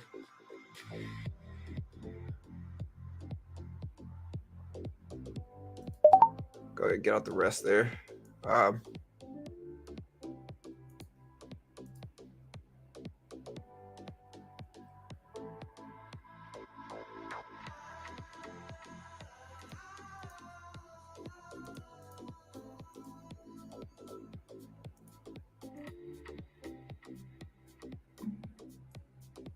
Caught the bounce right at the volume weighted average price, so that worked.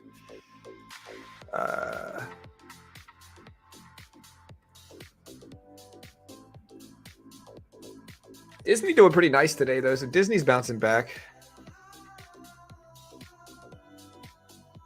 So what did Elon end up announcing yesterday, Rick? They'll start advertising 2 new models coming. Okay, yeah. So I figured he wasn't going to step down.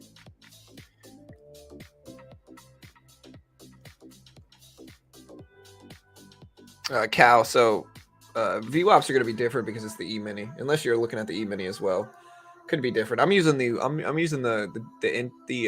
day VWAP, so I'm not using the hourly VWAP, which is going to be the base one set on Topstep is the hourly. I don't know, when's the XAI event?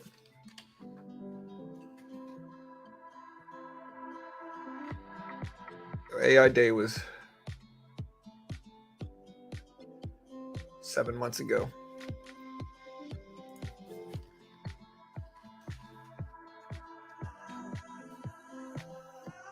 Investor Day was already March 1st.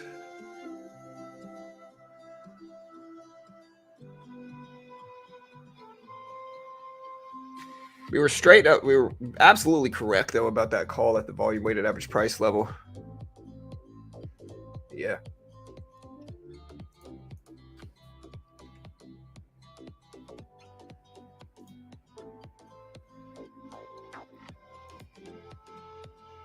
Yeah, market's trying to run here, but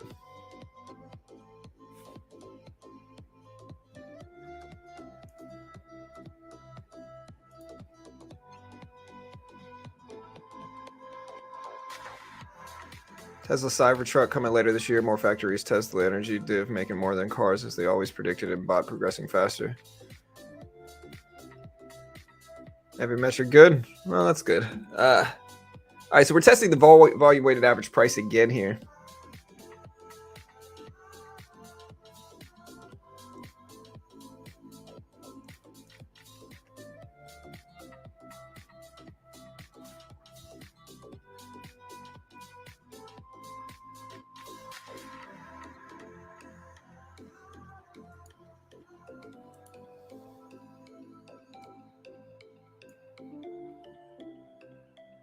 Yeah, you can kind of see everything else. Like, look at Tesla. Just to give you a recap, Tesla ripped up and then it pulled back some now. The SPY E-mini's pulling back to the volume weighted average price there.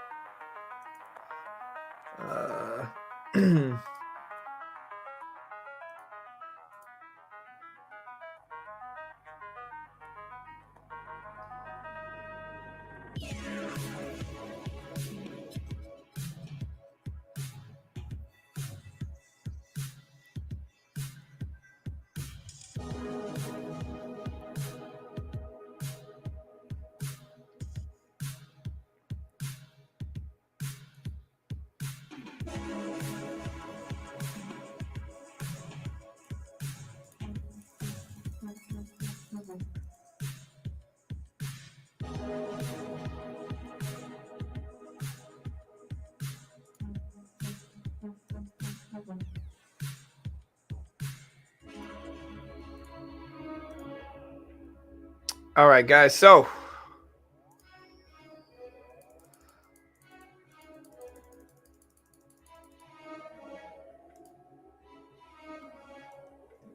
again, we put this back up, testing that VWAP level here.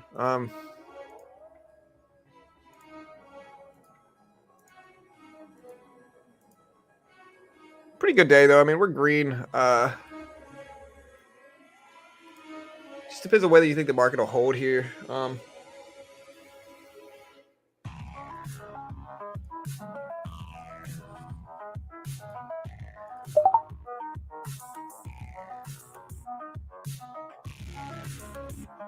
Big breakdown. Did we have some economic data coming out today? This had to be some type of data release. Let me see if I missed anything. No. What a weird turn of the market here. It could be breaking under the VWAP. The EPA sends final rule on biofuel blending mandates for 2023 and beyond for White House review.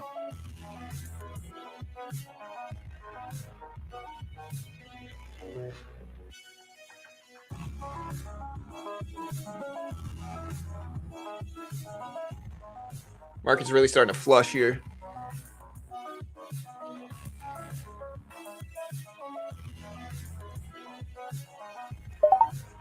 Yeah, I'm taking some small trades here on the micro E-mini.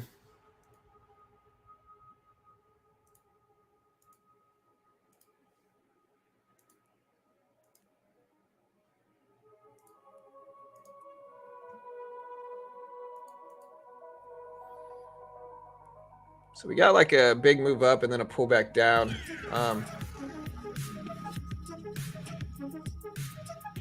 Oh, we caught this breakdown on the micro here. Look at this flush. All right, so we just got out. That's nice to see. So here's the day so far. We are up about 160. It's 162. Our win-loss ratio is about 7-1. And, it's kind of funny. It's like people say, like, here's one of the things on the channel. I'm about to close it down most likely, guys. So I'll probably sit on this green day. But it's funny. It's like you get people who just kind of create a bunch of alt accounts. They create a bunch of fake accounts to try to troll or whatever it is, right? And so when I'm losing, they come out and they say, "Oh, bro, you don't know how to trade. You're trading wrong," you know. And so then they say, "Oh, you need to learn how to handle criticism." But then when it's like I'm having a winning day and I'm won 7 out of 8 trades, then it's just kind of crickets and silence. And so it's kind of one of those things where it's like, look, if you're too critical, I'm just going to ban you. There's no reason to be hateful. And I appreciate the support. We got a good group of people here. The market will hopefully get some good volatility. It's slow. Economic data resumes tomorrow. So like the slow weekends tomorrow, we'll get a decent amount of people here. We'll have over 1,000 people here at 8:30 tomorrow. So I'll see you guys tomorrow. Love you all. Y'all be safe in the market. Yeah, I'm definitely top 3 losing traders when I do lose. So that's something that y'all should say more too. But no. I'll see you guys later. Again, if you want to check out Topstep, if you want to try to test your skill, honestly, it's a beautiful test of skill. It really does teach you how to trade in an easy way without taking on too much risk. If you're good enough, you can get funded as a proprietary trader with a 90% split. If you're not good enough, you're going to lose less than you would putting up the money yourself. And so it really is the best of both worlds. There's no PDT rule in futures. Almost all pro day traders day trade futures over everything else. There's more liquidity. You can day trade currencies if you like Forex. You can day trade the S&P 500 if you like stocks. There's no PDT restrictions. You can do it over and over again. And right, exactly. On winning days, it's just kind of crickets, you know. And again, I'm here to make fun of them. So, lesson of life is don't spend too much time hating on somebody else because you're just neglecting yourself when you do. Anyways, guys, love you all. Y'all be safe. Y'all be good. I'll see you guys later. Check out Chart Prime as well. Another one of my sponsors is a company called Chart Prime. They are a trading view indicator service, and again, they can just be useful as well. Where it's like I usually use like a 5-minute chart for Chart Prime because I think 5-minute charts, especially in some of this chop that we get, like 5-minute charts can just be powerful. Like look, here's Chart Prime on a 5-minute chart basis, right? So here's Chart Prime on a 5-minute chart basis. You can kind of see how powerful this is. Like, look, I can't fake any of this either. So like, look, so these do not repaint. And so like, look at this latest reversal here for Chart Prime. Reversal down signal here. Look at the huge drop it called. It literally called the very top. Same thing here. Possible reversal down, bearish engulfing, drop. Possible reversal up, bounce. Possible reversal up in 2 different engulfing and MS candles, bounce. And again, that's just not even the full list of view today. Like, look, if I keep scrolling back here, like, look at this. Possible reversal up, bounce. Possible reversal down, drop. This one was wrong, of course. This one was wrong, but this one was right. This one was right. This one was right. This one was right. This one was right. And so, I mean, I can't fake what I'm showing you. It's like $35 a month if you use my link. $35 a month. Check them out. Great way to help support the channel. And I'll see you guys tomorrow. Y'all be safe. Well, I don't know if they teach you how to trade futures, but it's a cheaper way to learn. Most new traders are going to lose money. So you can learn, you can lose money with your own account, or you can take something and lose much less money on Topstep. Check out the link for Chart Prime there if you want the link for Topstep above. Y'all be safe. Y'all be good. I'll see you guys later. And yeah, y'all have a good day too.